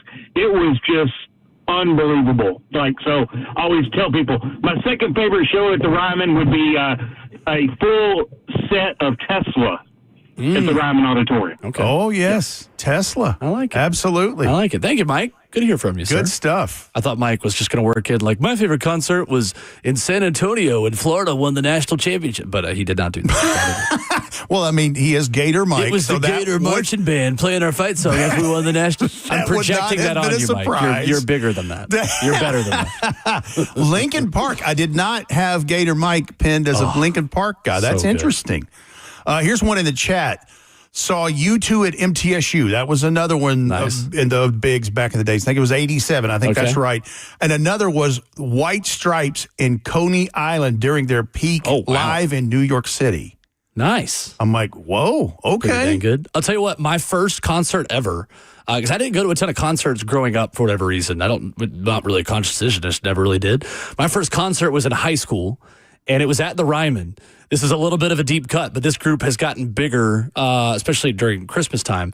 Pentatonics. Sure. The a cappella group. Yes. I saw when they would just won the sing-off. And very anyone talented. who knows me knows that I'm an a cappella nerd, and I was in an a cappella group all 4 years in high school. Shout out the Academy Singers. We love it. Some of my best memories in high school. I had so much fun, but you're the resident Pentatonics nerd dog. was awesome. Yeah, that's right. That's Andy right. Bernard. More ways than one. Yes, the Pentatonics was amazing at the Ryman back in the day. That would have been like 2012 or 2013. Anybody can sing without any musical accompaniment. I love it. And do it so pitch perfect in tone. It's I'm like Mack. I'm jealous. Yeah, for sure. Very cool. Anyway, getting back to the Titans discussion this morning and talking about Cam Ward, who we spent a lot of time on, obviously, this week. We're going to hear the audio of John Robinson, Kyle Brandt, Good Morning Football, kind of had a long soliloquy about Cam yesterday, Rhett. But I'm curious, as you watch him, what the big observations are. Because for me, like we talked about this yesterday with Ramon here, the timing and the quick processing ability that Cam already has. I know it's 7-on-7. I'm keeping my powder dry, Mack, if you're out there. And it's very early in the process, but you don't see some of the rookie issues and rookie growing pains in terms of holding the ball too long. At least I don't think that's a major concern for Cam this early. When you watch him, what is kind of the biggest thing that stands out to you and kind of the first impression of seeing Cam in person in a Titans uniform? 2 words, quick release, 3 words, quick release, accurate. Yeah. And I know when they're working on third down stuff, they're working on some longer plays too. And he, there's some misses and some drops or whatever. But in the short to intermediate stuff, quick release, that sidearm flick of the wrist, and then boom, there's a target. And I mean, it's quick. And that's the first thing that stands out. Mm-hmm. And then the other's just what Coach Mack talked about last hour in just the way he's just a chill guy. Yeah. Very calm, cool demeanor. In fact, somebody asked him about the whole thing about the routine of coming in at 5 and guys now joining him do that and then having to be asked to leave the building first and last to leave. Right. And aren't you worried about the grind that will be as you get on? And he goes, I'm excited. I'm playing football. Yeah, right. Now, it's not Jameis Winston with the demonstrative excitement that you see from him. It's Lord, just, deliver me from pick sixes. But it's more subdued. But it's like, if he tells me he's excited, then I believe it. Absolutely. But yeah, that's the thing that I think strikes me immediately is just his maturity level. And I mean, it's clear his parents had a huge part in who he is today. And that competitive nature and the drive and he's been working on this for a minute. Right. Before he got to this show. He definitely has it. And I think, Rhett, when you go through the draft process, we hear a lot of success stories about how guys got to become draft prospects.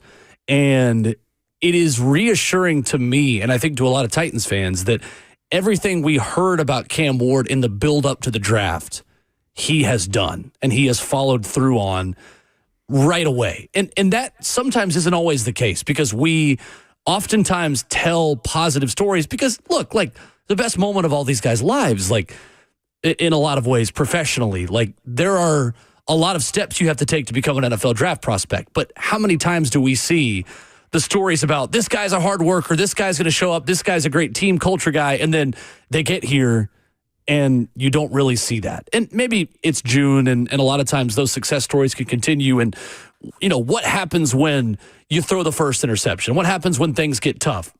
We remain to be seen. But to me, everything we heard about Cam has been true so far about the worker, about the personality, about the demeanor, about the way he approaches practice.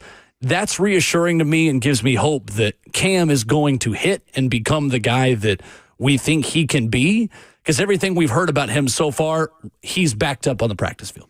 Somebody asked him yesterday, or should I say on Tuesday, about, does he feel like he has to ball out at practice? And he's like, it's more of an improvement process. And I thought that was a really he good mentions answer. a process that why he comes in early, why he stays late, what is, and he's like, I'm going to keep a lot of that to myself. Sure. But like he knows he has a job to do. Mm-hmm. Totally. And the other parts of it, listen, when you're the first overall pick in any draft, but the National Football League draft, you got a lot on your shoulders. For sure. Whether you want it or not. Right. And whether people would admit it or not. And I think he's handled that part of it very well so far. Mm-hmm. But you're right. What happens when adversity comes? Right. Is there something tragic off the field? Heaven forbid. Right. But, yeah, you throw 2 picks in a game or whatever. Mm-hmm. I think you see high draft prospects. You're talking about sometimes they just don't pan out or it takes later for them to develop and bloom. Mm-hmm. First of all, you don't have a whole lot of time. Right. You got to keep moving. For sure. But it's a difference in sometimes how they're made up. And definitely. I don't know. He just seems like he has all the requisite skills. He's different. To succeed. Right. He's just got to look. He's wired differently than a lot of athletes that I know I've been around in a short time being around this team. Like there's some people you get around them and you're just kind of like, oh, that guy's just wired a little bit differently. Like his mindset and mentality, like we heard a lot of that building up to the draft. I get it now. Spending time around him just for, one practice. And keeping in mind, it's a micro sample size that 100%, we've seen. 100%. And it's so early in this because we haven't gotten to mandatory minicamp next week. Right. And obviously what training camp's going to look like, the preseason. Listen, I think the best thing for him, and I think that was the idea with having back-to-back sets of joint practices against the Tampa Bay Buccaneers prior to that preseason game in Atlanta the next week in August. Wasn't just for Cam Ward, because I've told you guys, just to doing a head count here, that 44 of the 90 or 91, whatever it is, are under the age of 25, not counting all of the people they brought in as free agents that are veterans. So the turnover is massive. I think it's for that whole group to get that solid work in against someone else and situational things that Coach Mack talked about last hour. Yeah. Get those zone podcasts where you get them. Love it. Because you can hear what Mack said about when that dialogue begins and how you'd like to set up those practices to get the good work in. Because it's wild to me that since you go from 4 to 3 preseason games, that is more valuable to you than a preseason game where but you're setting the play sheets. Totally. You're setting the script for this, and this is the things we'd like to get work on. What would you like us to work on to help you without giving trade secrets away? That's what this whole thing is for Cam Ward is step by step, knowing that eventually that's going to lead to him walking out of the tunnel in a regular season game. And seeing what he can do. And I don't think the moment will be too big for him. He doesn't seem to be wired that way. No. Have not seen him wild-eyed at once. Now, listen, he hasn't done it yet against guys who are big and fast and strong just like he is. So, but what we see so far, we like. So far, so good. John Robinson on Good Morning Football. You'll hear him here. You'll hear Kyle Brandt as well of NFL Network. I love this, talking about the expectations for Cam, for what both of them hope to see from the Titans quarterback moving forward into the preseason and regular season as well. Here's former Titans GM John Robinson on new Titans quarterback Cam Ward. Yeah, right now he's just trying to familiarize himself with an offense, right? There's new terminology, there's new language, there's new teammates. You know, they've retooled the offensive line with Dan Moore at left tackle, signing him in free agency, Zeitler in free agency. They're moving Latham over to right tackle. So he's trying to get, they're on pace with those guys, on the same page with those guys, get the chemistry between the receivers, the timing of the routes, all of that stuff, learn the terminologies, the checks, all of that stuff. But I think, expectations are you want to take, first and foremost, you want to take care of the football, right? You want to try to put the offense in an advantageous position by taking care of the football. If it's not there, take what the defense gives you, keep the offense moving, and try to put him in a position to score points. Expectations for Shedeur Sanders' rookie season. Well, Shedeur was drafted really late. It was surprising by everybody, but I don't know if you saw this. Shedeur was 7 of 9 passing in minicamp yesterday for the Browns. He threw 3 touchdowns. So Shedeur is going to be great, and Shedeur. Guys, I can't believe we actually see the words Cam Ward on the bottom of a television screen, any television screen. Are they even covering him in local Tennessee media? Is the Nashville local media outlets covering Cam Ward, or are they just talking Shedeur too? I cannot believe someone has not pulled the plug yet. We're talking about him. His expectations, I don't know, it's probably incredible because he's the most gifted quarterback. He's the best quarterback by far. In a draft that had several quarterbacks, there was not even a single second of debate about who should go number 1. And we'll debate anything about the draft. And yet that number 1 pick, the consensus of all consensuses is like, I don't know, slow start. Maybe he gets 4 or 5 wins this year. I hope he goes 17-0. I don't care. I hope he's in the Super Bowl. There's no bigger fan than me. I can't believe we're still out. No one's come in with a shepherd's hook and pulled me off the air yet to stop talking about Cam Ward. So I appreciate the question. But Shedeur is going to be a superstar. His dad is Deion Sanders. He played at Colorado. He played with Travis Hunter. He's going to be amazing for Cleveland. That's the most important thing when you think about Cam Ward. I'm still relieved that when Commissioner Goodell read the number 1 pick, he didn't say, the Tennessee Titans select Cam Sanders, quarterback. No, it never happened that way. I heard a rumor that if you go on NFLshop.com and order a Cam Ward jersey, they send you a Shedeur Sanders jersey from the Browns. So it's all true, and I just think we should really focus more on Shedeur. Never mind the number 1 overall pick. All right, that's Kyle Brandt of NFL Network, who is... That's quite the rant. Kyle, yes, locally. Hello, it's us, local media covering Cam Ward. Wow. The funniest part of that video, Rhett, is John Robinson's face while Kyle Brandt is going on that soliloquy. John is new to the media game, and John, you could kind of could tell is looking around like, what in the world is he doing? What is happening right now? Well, the other part, too, with us being not playing that video clip, and we're, audio. I know we have Zone TV, but anyway, you could clearly hear when they were playing highlights. Yeah. With the NFL Films orchestral trap vibe. Yeah. It's like NFL Films of old meets a trap vibe. Right. They have great beds like that for those kinds of things. I use them frequently. I love it. But he is taking that torch and running with it. Yeah, absolutely is. That's okay. No, we'll take it. I'm glad somebody roots for him. Join us. The thing with Cam Rhett that I'm most interested in, and I go back to a story that Josh Pate told on the Buck Rising show, 247 Sports, Josh Pate's college football show, about Miami making a script to frustrate Cam Ward to see how he responded. And said, he was at a practice where Mario Cristobal was telling the refs at practice, like, hey, throw a flag for holding there. Let's see if he can do another 2-minute drive. Like, hey, pull it back again. And they were trying to make Cam mad to see how he would respond. And Cam just kept putting on his helmet like, all right, you're going to keep calling holding? You're going to keep bringing it back? All right, I'll go again. That's fine. And just kept scoring touchdowns. Just 2-minute drive after 2-minute drive. Nope, big play over the top, Restrepo, bring it back. Let's do it again. And they learned a lot about Cam, from what Josh has told in the Buck Rising show about how he responded when he got ticked off a little bit, when he had a script that was built against him. There's going to be a day. Ramon talks about it a lot where Mike Tomlin would go to the Steelers O-line and say, hey, it's the D-line's day to get beat up a little bit. We want to challenge them and see how they respond. When does the day come where Denard Wilson and Brian Callahan get together and Brian's like, all right, I don't want to set up my guy for failure, but throw the kitchen sink. Let's see what we've got. And that might not come in mandatory minicamp. It's probably more of a training camp conversation to say, hey, look, dial up your best blitz packages. Let's really see what it's going to take. I think that's the next step that's going to be really interesting for me for Cam Ward is how does he respond when an NFL defense, and according to the script at practice, is built to not make him fail, but to make things as hard as possible on him. Let's skip from pre-algebra to calculus 2 and see how you fare with it. I think it's going to be really interesting. Well, I think we saw just a sliver of that Tuesday with the third down stuff.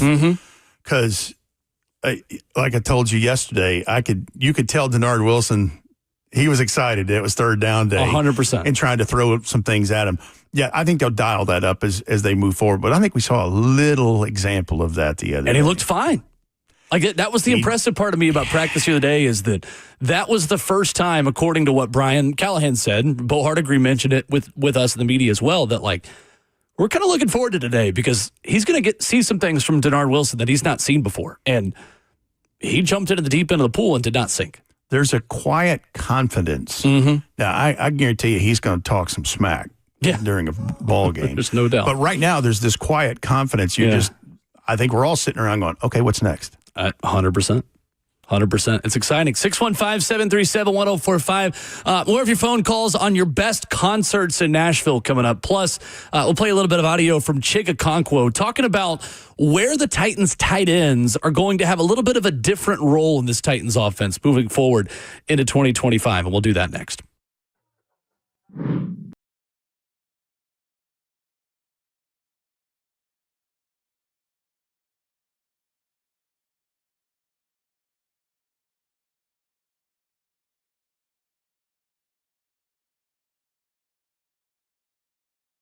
Hey, what's going on? It is Will Bowling for my friends here at Lee Company. Look, you hear me talk all the time about Lee Company, about how much I love working with them as a local business here in Middle Tennessee with over 80 years of experience. I'm here to tell you, if you got that plumbing issue going on at home, Lee Company can take care of it. And they do a number of things for you in your home. Whether you got that leaky faucet, maybe a clogged drain that you've just been putting it off. You've been using other ones in the house. Maybe it's a water heater that has gotten cold. Those warm showers are turning ice cold sooner than you would like. Well, the plumbing pros at Lee Company have your back. Available 24/7 year-round. Lee Company's licensed technicians can save you time, money, and all the stresses that come with an ill-timed plumbing issue. Contact their award-winning team at leecompany.com or give them a call at 615-567-1000. That's online at leecompany.com. Lee Company, all you need.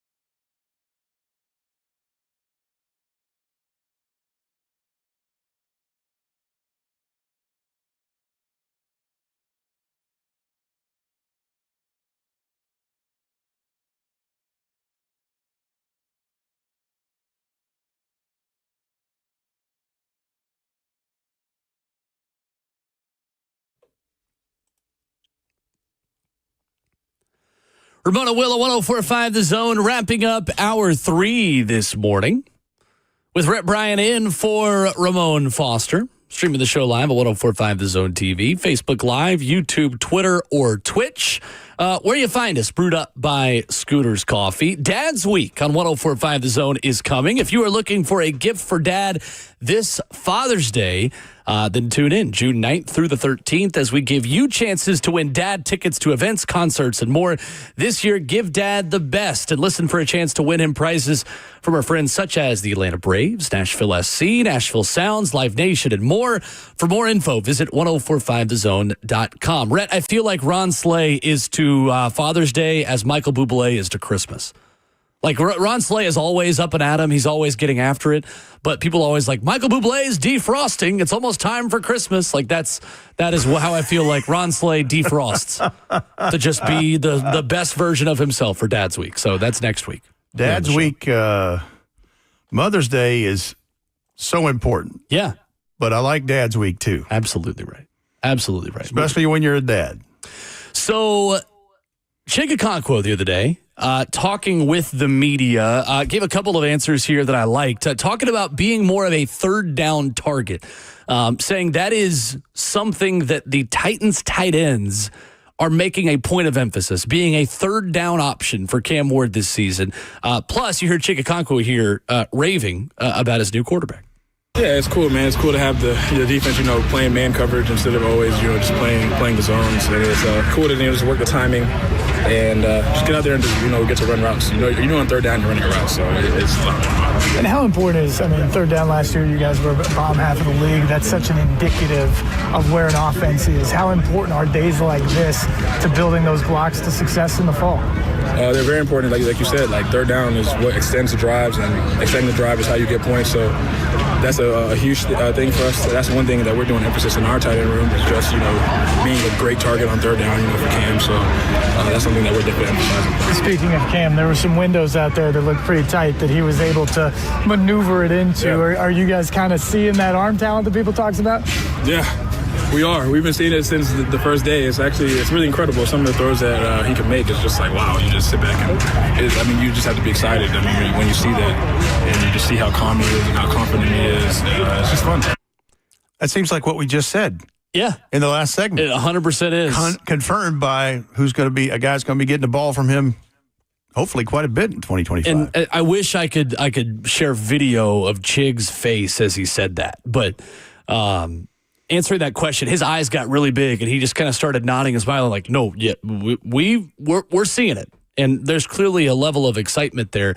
Rhett, the tight end position is one I think it's really interesting for this team. And you bring in Gunnar Helm with a similar skill set probably to Josh Wiley in the way those two guys have kind of grown up in that position. And Wiley, a big season for him. But Chig Okonkwo as an athletic vertical threat, and to me, Rhett, as a scramble drill option for Cam Ward is where Chig Okonkwo, I think, is a really interesting piece to this offense as someone who is always a mismatch out against a linebacker or a safety in coverage, as athletic and quick as Chig is.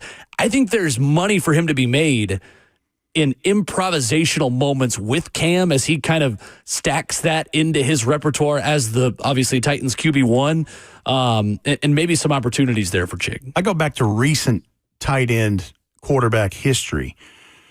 Think about how valuable from about 2013 to 2017 that Delaney Walker was for the quarterback position. 100%. And 100%. Much like Chig, I think Delaney's a little bigger guy, but Chig's a big dude and he's sneaky fast. Very much so. Yep. So could that be a huge help?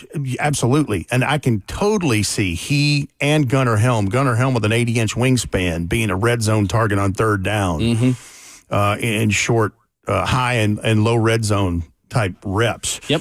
But yeah, Chig Okonkwo, he could be that for Cam Ward in this offense. 100%. Just because, he's a vet now. He's been doing it for a minute. And again, here's another guy, despite being here before Brian Callahan, is having his second trip around the sun in this Brian Callahan offense.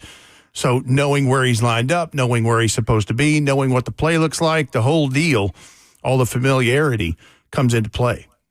It does. Chig Okonkwo at the NFL Combine, 4.52 in the 40. Elite speed grade from the relative athletic score. Someone still, I think you're still hoping, Rhett, that maybe Chig and the comp for him, one of the comps for him has always been his predecessor here in Nashville is Jonnu Smith. Mm-hmm. The kind of year that Jonnu Smith had last season in Mike McDaniel's offense in Miami, where he's posting close to 900 yards and 8 touchdowns. And obviously, that's a very high bar for Chigakonkwo to set. I'm not putting that expectation on him, but with someone that athletic, with the right quarterback in the right scheme, staying healthy, catching the ball when it's thrown to him, you still hope for that level of explosion down the road for Chick, because the athleticism has always been there for him. That's never been a question. It has. And look, changes in offensive coordinators, changes in coaches. You can start to stack something as to why Chig hasn't been more consistent with that. Right. And I think he would tell you it's some on him as well. Sure. But I'm excited at the prospect of what this – and look, there's only one football and all these guys trying to get it. And currently 100%. We have 13 wide receivers in addition to all the tight ends on this roster to try to divvy up some stuff. Let's go back to the phones. Question of the morning, best concert you've seen in Nashville. We'll get to more of these as we continue here in hour 4 as well. Andy is next up. Hey, Andy. Hey, my best concert in Nashville was a very Nashville experience. I wasn't living here quite yet, but first got a tattoo at a tattoo parlor on Broadway that no longer exists. It's now the Luke Bryan Bar. And then we went over to the Ryman where my sister was working, and she snuck us in to go see Beck, and it was amazing. I've seen several other concerts at the Ryman, which is always a great place to see. But Beck was amazing. A close second, Chicago Vera last year at the Ryman. Nice. All right. Excellent. Thank you, Andy. Appreciate Beck, it. there's something I didn't have on the play sheet today. That's, going to a tattoo parlor made me think about, Jelly Roll's new bar on Broadway has a tattoo parlor in it. Does not surprise me. You can get a tattoo at Jelly Roll's bar on Broadway. And much better than some of the ones he got while he was over at the Juvenile Justice Center. I know. I Jelly Roll the best. Biggest Titans fan ever and listener of the Zone as well and Titans Radio. He's locked in. He is. I good a guy as there root is. for him daily just because it's so good to see someone get a second chance and make the absolute most out of it. You're right. He loves the Titans. He loves Nashville. He's never forgotten where he came from. 100%. That's what I appreciate about him as much as anything. I love it. Coming up, fourth and final hour of the show. It's gone quickly on this Thursday morning and Friday Junior. PFF ranking the best quarterback and wide receiver duos in the NFL. Plus, Uncle Bob and Doug will lead us off in hour 4 on best concerts. Much more still to come. Hour 4 of Ramon and Will is next.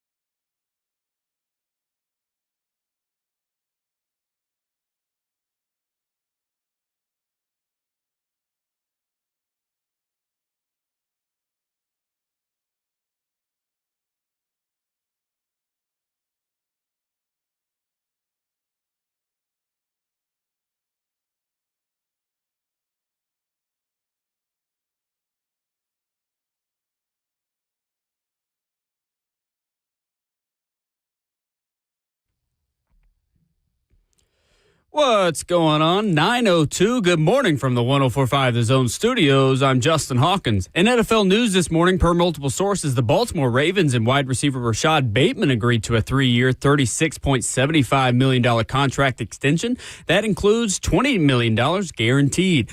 Tonight, the NBA Finals are set to get underway at Oklahoma City as the Thunder host the Indiana Pacers, both teams looking for their first NBA title. Tip-off tonight, 7:30 p.m. on ABC in OKC. Involved baseball news, junior pitcher Liam Doyle was announced yesterday as one of the 3 finalists for the Golden Spikes Award, an honor given to the best amateur baseball in the country. Doyle is the 4th Tennessee player to be nominated for the award and first since 2005, but he would be the first Vols player to win. The winner will be announced later this month. For all your foundation repair and waterproofing needs, visit USSTN.com. Breaking news at once on your home for the Titans and Vols. This is 104.5 The Zone.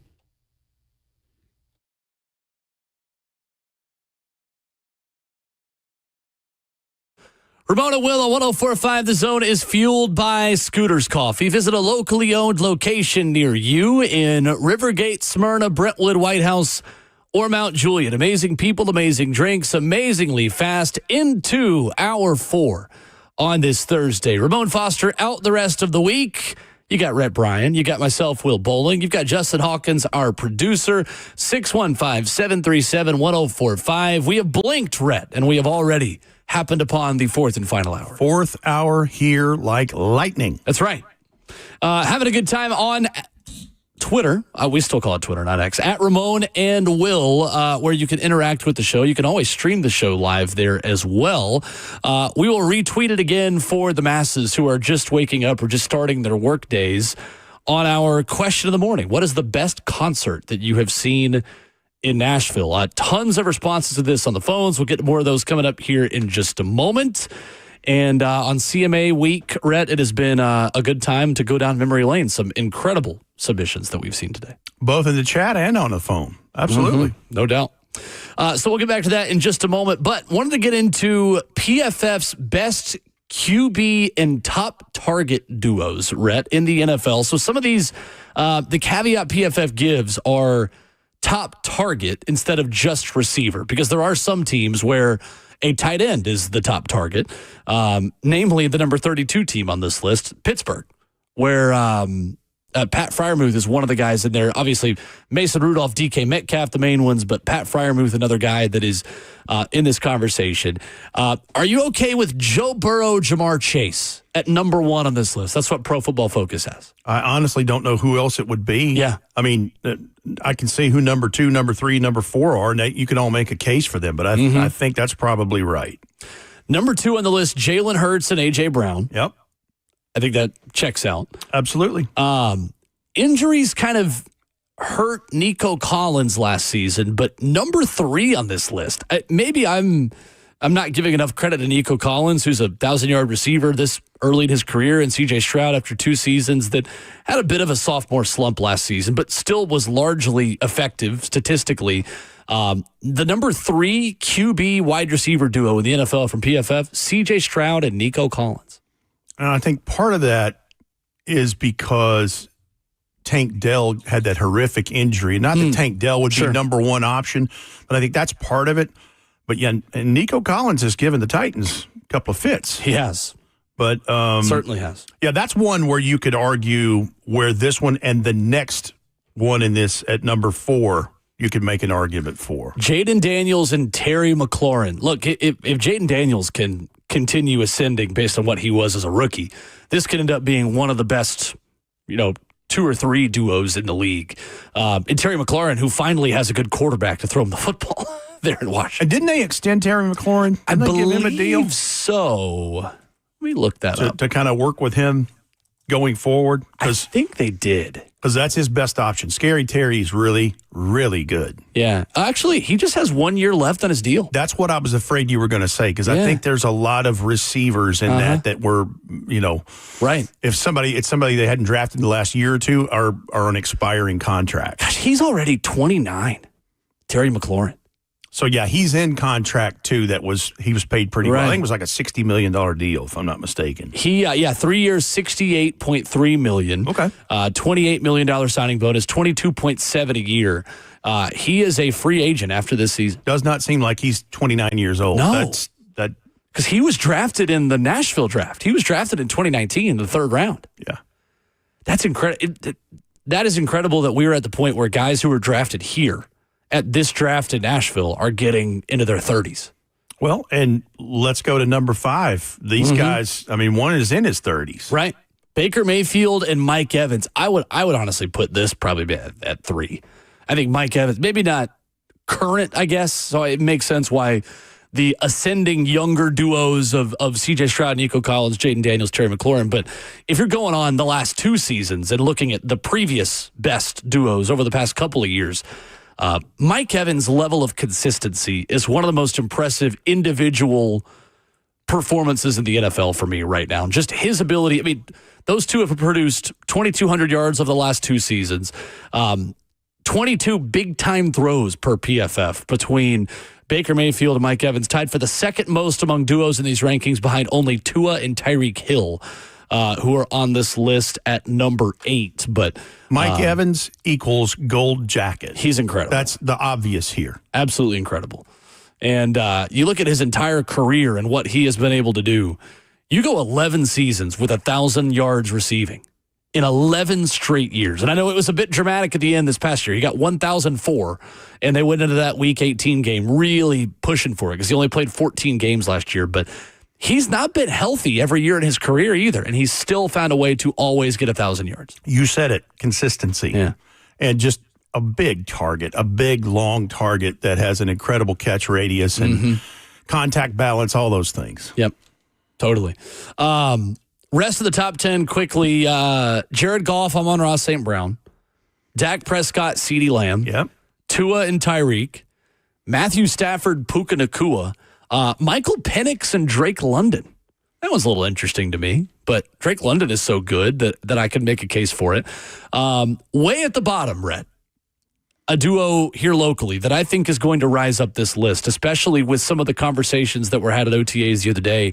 Cam Ward and Calvin Ridley come in at number 28 on this ranking. I'm biased, obviously. I'd put them a little bit higher than that, at least to start. But Calvin Ridley, who had his first 100-yard game and only 100-yard game last season against Detroit in that blowout loss, and he was the bright spot. I think he was 10 catches for 143, and it was Week 8 in the middle of the season. From that point on, basically had 5 times more yardage over that point to the end of the season than he did leading up to that point of the season. Those two hitting the ground running quickly is going to be one of the big topics we're going to continue following at training camp because it took them a lot of time, Calvin Ridley and Will Levis last season, to really get on the same page. So at 28 with Cam and Calvin Ridley, it doesn't surprise me just because you have a quarterback who has not done it yet at this level and knowing where the Titans are in the build. But I think if they do this same pairing this time next year, I think there's a very good chance that moves up several spots in this 32 of quarterback receiver pairings. And I'll go back to one you mentioned before at the top 10 with Michael Penix Jr. and Drake London. People get that lost because, you know, the NFC South is a bad division right now. Right. And so there's a lot of football that gets lost in all of that. Sure. Drake London is legit. Very legit. Absolutely he is. And Michael Penix Jr. apparently is too. Yeah, he had a good finish to the season last year. Penix down there. 100 catches, 1,271 yards, and 9 touchdowns last season for Drake London with a revolving door throwing him the football and a banged-up Kirk Cousins for a lot of that season. Yeah, I think that's a reason why Kirk Cousins is the backup in this case. Sure. With the way this has gone. But Drake London, I mean, he's got some nice weapons to deliver the football to anyway. Tyler Algier at running back is good. Obviously, Kyle Pitts. Bijan. Yeah, Bijan Robinson. Yeah. Wow. So, question of the morning. best concert you've been to in Nashville. We've got a couple more of you who want to chime in on this on the phones. You can join us, 615-737-1045. We've been going back and forth. We've been seesawing between sports and concerts. Been great all morning. Uncle Bob, next up with his best concert in Nashville. What's up, Uncle Bob? Good morning. Taking a call. Real quick, before that, word you read. It's been a year. But I was there last year.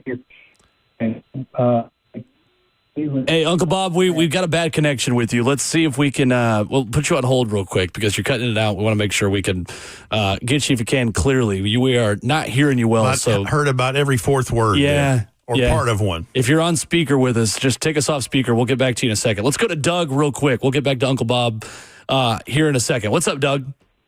Hey, good morning, man. Thanks for the trip down memory lane. Absolutely. My dad had connections to the Municipal Auditorium, the Dome. So the last week of February 1978, the Space Base and the Funk Stylings of Bootzilla, Bootsy Cowlins. Oh, yes. Rubber band. But you guys gave homage to George Clinton. So I'm going to tell you, Bootsy was first in 78. But 1 week later, the first week of March, then came Parliament Funkadelic. Bootsy came back again in April that same year. But my dad didn't get tickets for that concert. I guess he felt that there's way too much funk for a kid to have at that age in less than 60 days. Wow. But at the time, I think Flashlights was number one on the R&B charts, and Bootzilla was number one as well in 1978. Nice. Good times, good concerts, a lot of funk in the house. Everybody's got to have a little light under the sun, under the sun, under the sun, Doug. I love it. Thank you, Doug. Appreciate the call. It's good stuff. A little bit of funk in our morning on this Friday, Junior. Indeed. Here on the show. All right, let's try Uncle Bob again so we can get a little bit better connection with Uncle Bob here. What's up, Uncle Bob? You got us? Hey, try this. There we go. Better? Loud and clear. We got you. Great. Thanks for taking the call. Before the Ryman story, real quick about Rhett. It was a year ago coming up, the Bucks bowling thing, and I was there, and I shared pizza with Rhett and Coach Mack, and they were so nice to me. I love it. They were so nice. And I look forward to seeing y'all in a couple of weeks. Now, to Ryman, my story, B.B. King. Ooh. And nice. It's my wife, our anniversary. And we were right there on the second row, and I slipped him a little note, getting emotional. And he read it and dedicated the last song to us. So it was special. That's fantastic. Wow. Uncle Good Bob, stuff, good to hear Uncle from Bob. you. I appreciate it, man. Yeah, Thank you, buddy. sir. Hey, I'll see y'all in a couple of weeks, all right? Sounds good. Thank you, Uncle Bob. Appreciate the call.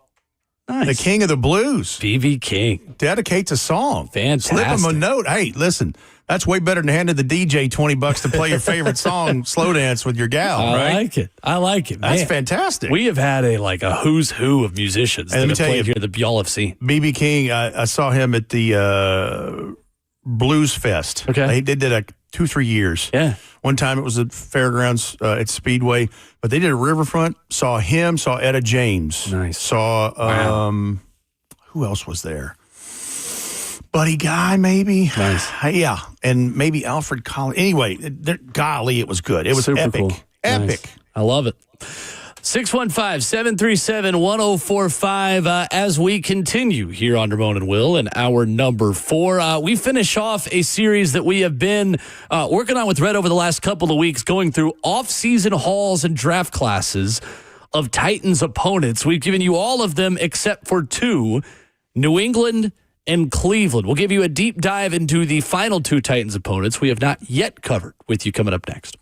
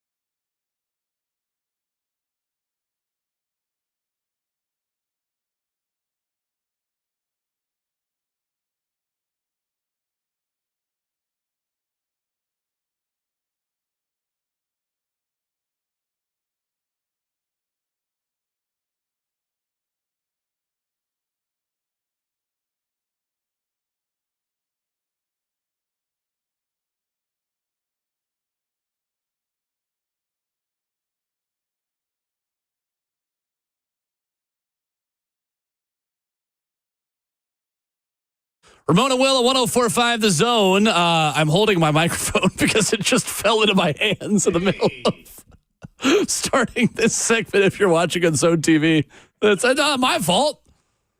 Anyway, this looks awkward. I'm going to switch mics in a minute, Justin. Anyway, Ramon Will is brewed by Scooter's Coffee. This is a great screen grab on 104.5 The Zone TV right now for management. I'm sorry I didn't do it. I'm not that strong. I don't lift that much. Be able to just rip a mic off of the arm here. We're going to get to draft hauls from Titans opponents coming up in just a minute. We've had a great topic going this morning of best concerts you've seen in Nashville. Blair Durham calling in to give best concerts here. 615-737-1045. Blair, what's going on? Good morning. Good morning, guys. How you doing? Good. How are you?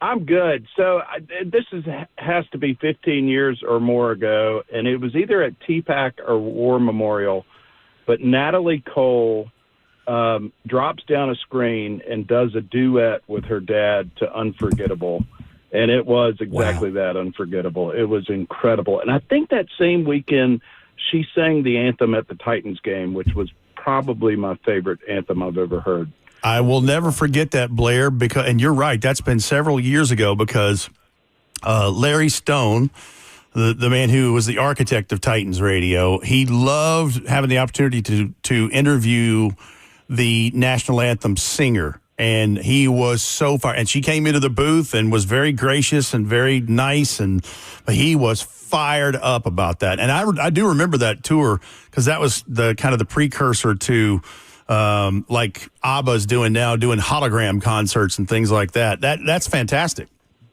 Yeah, I was there with my wife, and it sent shivers down my spine. It was the most beautiful thing that I've experienced in music.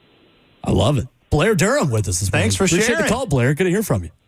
Yeah, you guys rock. Take care. Thank you. There's Blair Durham with us this morning. Good stuff. Talk about Nashville staples. Durham. Indeed.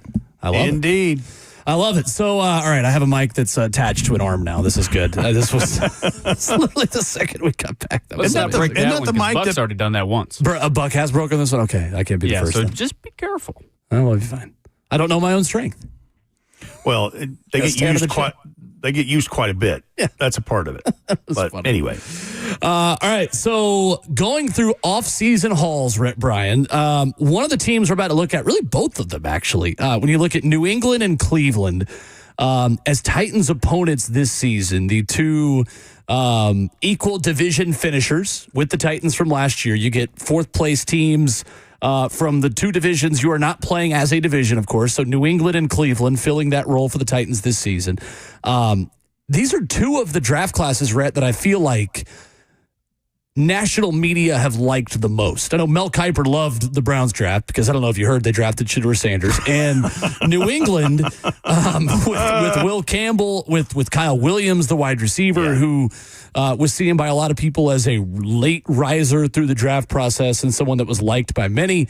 A pick that a lot of folks liked. But these are two of the strongest draft hauls specifically, I feel like, that we had in the league this offseason. I would agree with that. Which one do you want to start with first? Let's start with New England, an old friend, Mike Vrabel. And Mike Vrabel will be coming to town in October. So that's right. We will see him for his first time since he departed here as head coach. Hey, Mike, how are you? 4-13 under Gerard Mayo last year, and it was let go at the end of last season. And so Mike Vrabel comes back home to the place where he earned 3 world championship rings. Quarterback Drake May's survival depended on them upgrading offensive line positions, especially at tackle. They signed Morgan Moses to take care of the right side of the line, and so a left tackle was at the top of the wish list.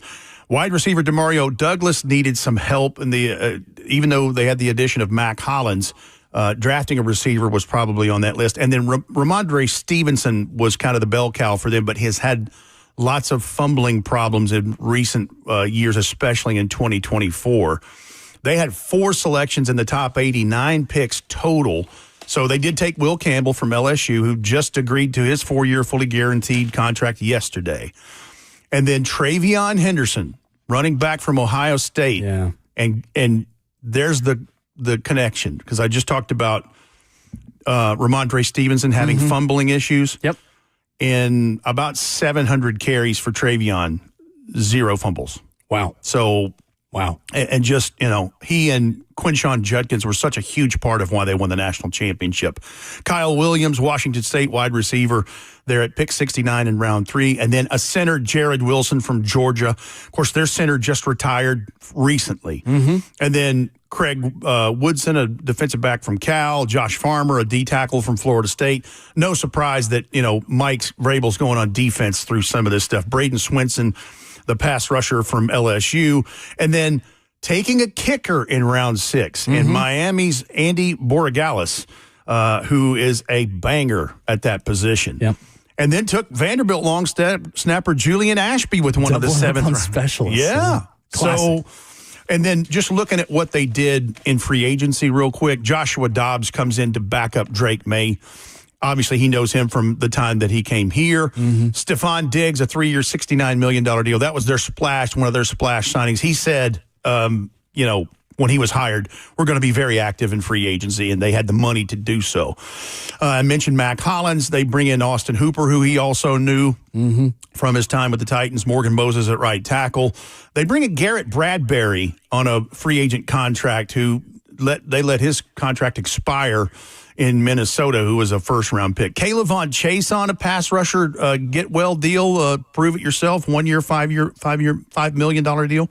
And then Harold Landry was the big signing there. Milton Williams got the Brinks truck from crashing the gates and effectively making Patrick Mahomes' life rough in the Super Bowl win there just a few months ago. And Carlton Davis, a cornerback, 3 years, $60. So they were very active in this.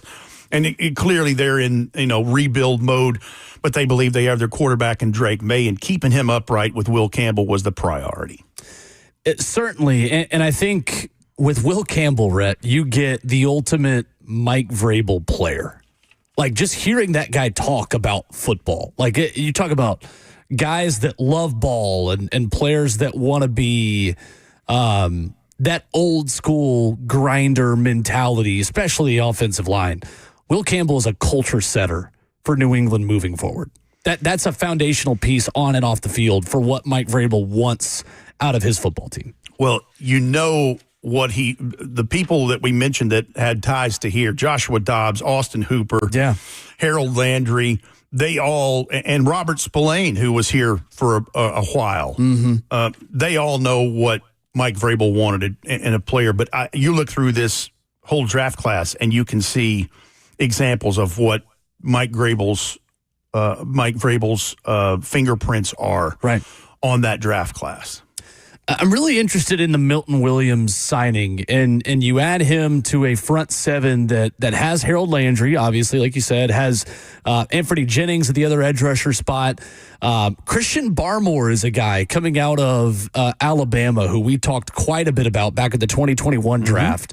A second-round pick there that is, again, in one of those positions that's pretty thankless statistically and hard to really value what a kind of pocket collapser like him can do. But Milton Williams has kind of reset the market a little bit at the interior defensive line position. And as good as he was in the Super Bowl, you perform on that biggest stage in the sport, then a team has $23 million worth of reasons why to attract you to their new rebuild. Well, in the biggest game in the season in the world, that defense sacked Patrick Mahomes, 5 or 6 times? Right. And he had, 2 of them? And just was continuing to be a problem. And listen, that's where the guys like Jeffrey Simmons and of that ilk are getting the money they are because with the way the elite quarterbacks are playing, right? That is the key to beating Lamar Jackson and those is if you have enough good rushers up front to take 4 down the road, but not over pursue and have that quarterback who can make bodies extended with his play and burn you and have your other guys cover the rest. That has been the recipe for success, and that was clear. Listen, we knew that Kansas City had done some shuffling with their offensive line and all those kinds of things, but that Eagles defense, they they won that game as much as anything else. No doubt. And speaking of reshuffling on the offensive line, of course, you talk about Drake May and the lack of pass protection that he had last season. 12 starts, 3-9 record, 66.6% of his passes completed, just over 2,000 yards, 15 touchdowns to 10 picks. He was sacked 34 times in 12 starts.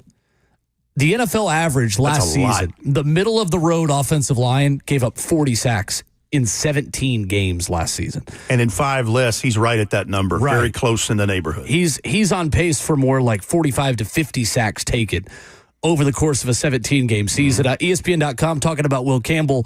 And ESPN research says the Patriots ranked last in run block win rate at 67%. And ahead of only the Bengals in pass block win rate last season at 51%. They had to protect their most precious commodity in Drake May, and they are going to do so in a more significant way, no doubt, this season. Yep. On the other side of things, Rhett, the Cleveland Browns make the big trade at the top of the NFL draft, of course, to move back, and they do so with the Jacksonville Jaguars. They give up the opportunity to draft Travis Hunter, but they get one of, I think, Rhett, the most high floor players in this entire draft, and Mason Graham, the D tackle out of Michigan, and they have a king's ransom in return for both this season and for next season in Kevin Stefanski and Andrew Berry's rebuild. So let's set up what the offseason was like before we got to the draft. 3-14 under Kevin Stefanski, last place in the division, as you mentioned. Deshaun Watson's availability was up in the air because he had re-injured, what was it, the Achilles or one of those? Achilles. And so they trade for Kenny Pickett, and then they need help along the offensive line. Nick Chubb, good when he's been healthy, but the healthy part has been the problem. Right. An edge pass rusher to help Myles Garrett. Elijah Moore, I think, left in free agency. They started that draft with 10 picks before that trade, 4 of those in round 6. But in the offseason leading up, as I mentioned, they trade to the Eagles Dorian Thompson-Robinson and a 5th-round pick for Kenny Pickett. They also pick up Joe Flacco on 1-year, $4 million deal. They signed Deontay Johnson and DeAndre Carter, both wide receivers, Cornelius Lucas, Tevin Jenkins on the offensive line, and then Myles Garrett gets a monster 4-year extension, $123 guaranteed. Julian Okwara is signed. Joe Tryon-Shoyinka, who was the former Tampa Bay Buccaneer, gets a 1-year, $4.75 million deal. Malik Collins in the middle of that defensive line. Jerome Baker, the former Titan, signed with the Browns. Devin Bush, a 1-year, $3.25 million. So a lot of defense in that.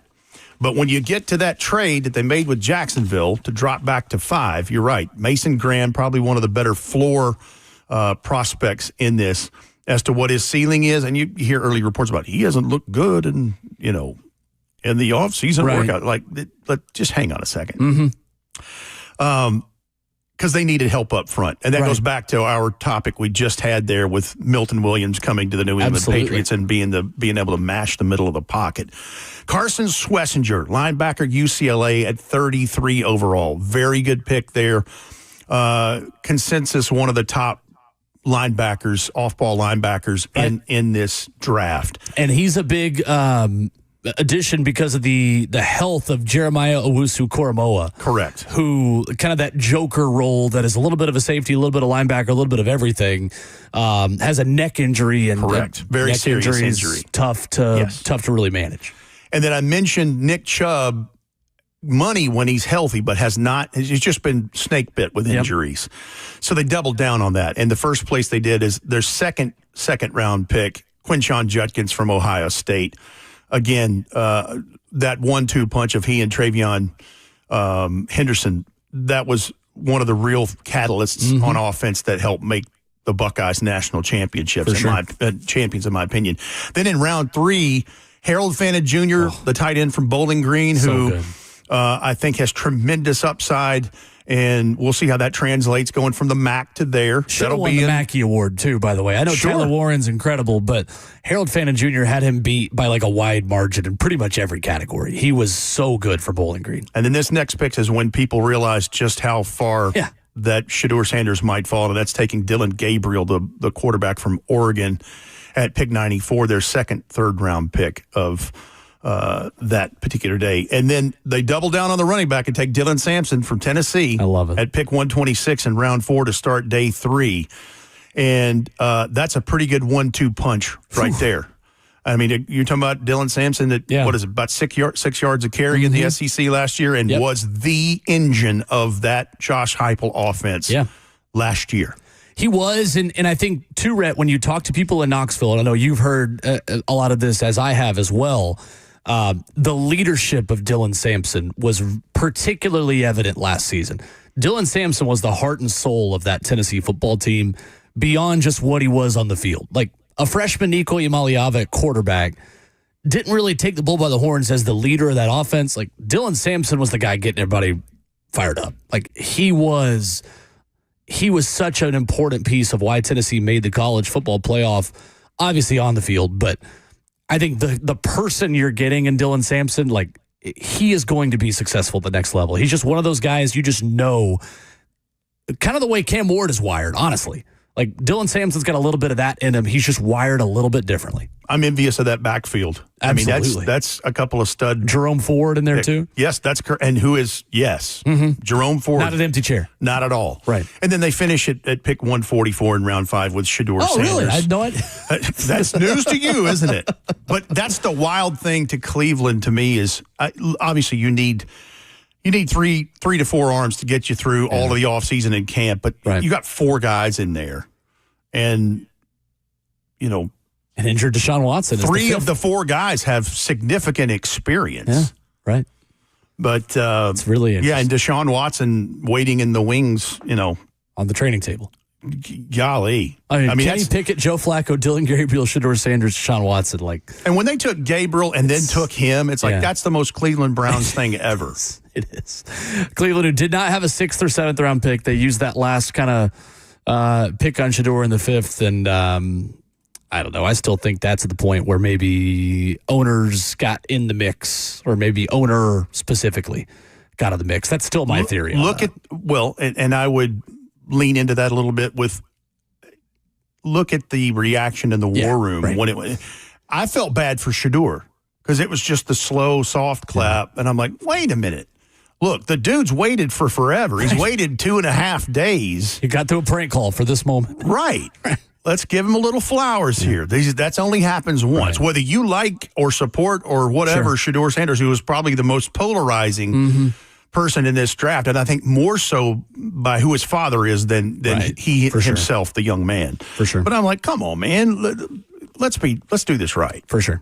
615-737-1045. Final call for phone calls on your best concert in Nashville that you've been to. And I appreciate you all of you who have joined us on that topic. Coming up as well, a huge honor for a Tennessee athlete, something that has not happened in decades that we'll tell you about next.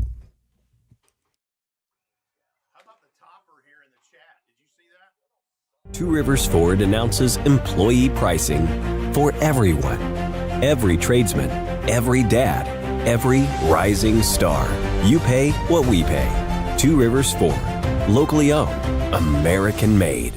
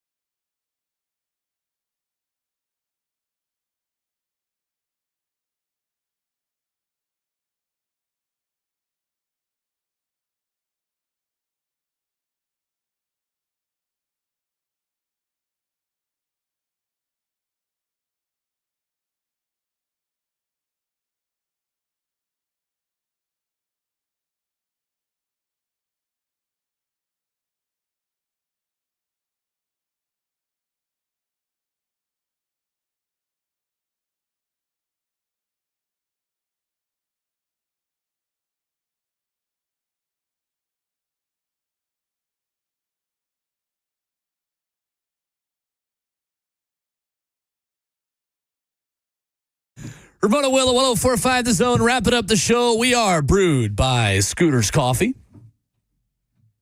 Getting used to this new mic since I've just, through my big muscles, broken the other one. Don't you know what I want That's more of true. is more of Justin Hawkins with the solid bump music today. Very solid. He's done the Reverend Al Green a couple of breaks coming back, and there's the Queen of Soul, Aretha Franklin. I love it. You should have been there last week with Ramon and Brandt as it was R&B day. Oh. Ramon and Brandt R&B. Well, I was on in the 9 o'clock hour, so I did hear some of that in and out. So, absolutely. Brent Hubbs will join us tomorrow, of course, 7:20, his weekly segment here on the show. Also tomorrow, perfect transition into Vols headline yesterday, Liam Doyle, Tennessee psychopath pitcher, and I say that with the utmost respect and admiration, named a finalist for the prestigious Golden Spikes Award. The lefty, of course, who carried Tennessee into the Super Regional with his relief efforts over the weekend against Wake Forest. He's the first Tennessee player to be named a finalist for the Golden Spikes Award since Luke Hochevar back in 2005. Former top pick by the Kansas City Royals. Well, of course. You talk about a blast from the past. Absolutely. Luke Hochevar. Luke Hochevar was the pitcher when my brother was the public address announcer voice of Lindsey Nelson Stadium when he was in college. Wow. Way back in the day. The old PAP. For all of the fans out there that say that Tennessee baseball fans think baseball started in 2021, I remember going and watching Julio Borbon, Luke Hochevar, and all those guys playing in the mid-2000s. Some great Tennessee baseball played back then. MLB Hall of Famer Todd Helton was another Golden Spikes Award finalist, the pride of Knoxville Central Bobcats there in Knoxville, Tennessee. And Chris Burke in 2001 was another Golden Spikes Award finalist for Tennessee. Chris Burke will join us tomorrow morning at 8:20. Very good. As we get ready to preview the Super Regionals with the Arkansas Razorbacks. Arkansas with another one of those finalists with their shortstop in there as well. FSU is another guy, the 3 finalists. But, of course, Liam Doyle leading the nation, 158 strikeouts. Just unbelievable what he's been able to do this year. But excited to talk to one of the other Golden Spikes Award finalists in Tennessee baseball history, Chris Burke, tomorrow at 8:20. He, Tom Hart, and Chris Peterson will be on the call. Kyle Peterson, excuse me, not the Washington coach. Kyle Peterson will be on the call for Tennessee and Arkansas on ESPN Saturday, Sunday, Monday. You can hear all of that, by the way, on The Zone, courtesy of the Vol Network. We will have full coverage over the weekend of Tennessee baseball. So looking forward to having Chris on the show tomorrow. Should be good. Excellent. Let's go back to the phones. Rapid fire. Best concerts you've seen in Nashville are 104.5 The Zone teammate Eki Bop. CJ joins us. Eki, what was your best concert? Bring it to us. 2023, and I only have a small, sample size, but 2023, I got to see Nas and the Wu-Tang Clan when they started their NY State of Mind tour, and I just want to let you all know that they still ain't nothing to you-know-what with. Thank you. Well done. Appreciate the call. We would give you longer to talk about it, but we've got a couple more people on. That's a good one. Wu-Tang Clan. 2023. Charlie, up next. Best concert you've seen in Nashville. What's up, Charlie? Hey, that would have to be Bruce Springsteen. I want to say 1980. Nice. And the reason I say that is because I couldn't talk the next day at all. Nice. And where was he playing, Charlie? Not just once, but twice. Wow. What venue did he play? First one was at the Municipal. Nice. And the second one, the second one was at Murfreesboro. Wow. Okay. At Murphy Center. Nice. Yeah. Thank you, Charlie. Appreciate the call. That's right. Big time. The boss. I like Big time. I like it. George gets the final call on best concerts in Nashville. What's up, George? How you doing, guys? Good. Real quick, I got 2 of them. The first one, I got to see Van Halen open for Black Sabbath, the concert that Ozzy passed out in the wrong hotel room, and they didn't play the show that night. Oh, was that 1976 or 7? 7. Okay. They played, but then Van Halen came back the next day and played again, and they blew the doors off. But Black Sabbath unheard it. The next one, I saw the Red Hot Chili Peppers at the Cannery. Oh, wow! And we got there. Me and my friend, we didn't have a ride. We got there real early. Somebody took us there real early, so we just hanging out in the parking lot doing whatever. And one of the guys there said, "Hey, you guys want to come on in?" He let us in. We're sitting in the bar where they're at, and the Chili Peppers came out and rehearsed. And the only thing they did was rap. Oh. They did none of their songs. The only thing they did was rap. And so when the show started up, they came from the back where the patrons come in. Mm-hmm. And I was face to face with Flea, and he's like, yeah, what's up? Wow. And that's awesome. It was great. Those are awesome. Thank you, George. Yeah. Appreciate the call. Guys, have a good day. Thank you. You too. Flea, one of the best bass players around. Let me tell you this real quick. That 77 Black Sabbath, that was probably the end of Black Sabbath because Van Halen, that was Running with the Devil, their first mainstream successful single. And there was common stories of people showing up to see them, the opening act, and then splitting because Ozzy was drunk or laid out or whatever. Goodness. Typical rock and roll scene. But in the chat right here, Chris Wellington. I was going to say, go for it. Wow. Best concert I've been to was Michael Jackson's Bad Tour at Wembley Stadium in London, 1988, attended by King Charles and Princess Diana. That's the winner. If you're going to drop names, there it is. You got the royal family, you got international stuff, and the King of Pop. I love it. That is your Thursday morning. That is your Friday Junior here on the show. Coming up tomorrow with Rhett Bryan, we will be joined by Brent Hubbs at 7:20, Chris Burke at 8:20, and Ron Slay at 9:20. That's Tennessee Volunteer Royalty in hours 2, 3, and 4 tomorrow. Back at it then, 6 a.m. tomorrow morning where you get us, and we will talk to you then. The Buck Rising Show is next on 104.5 The Zone.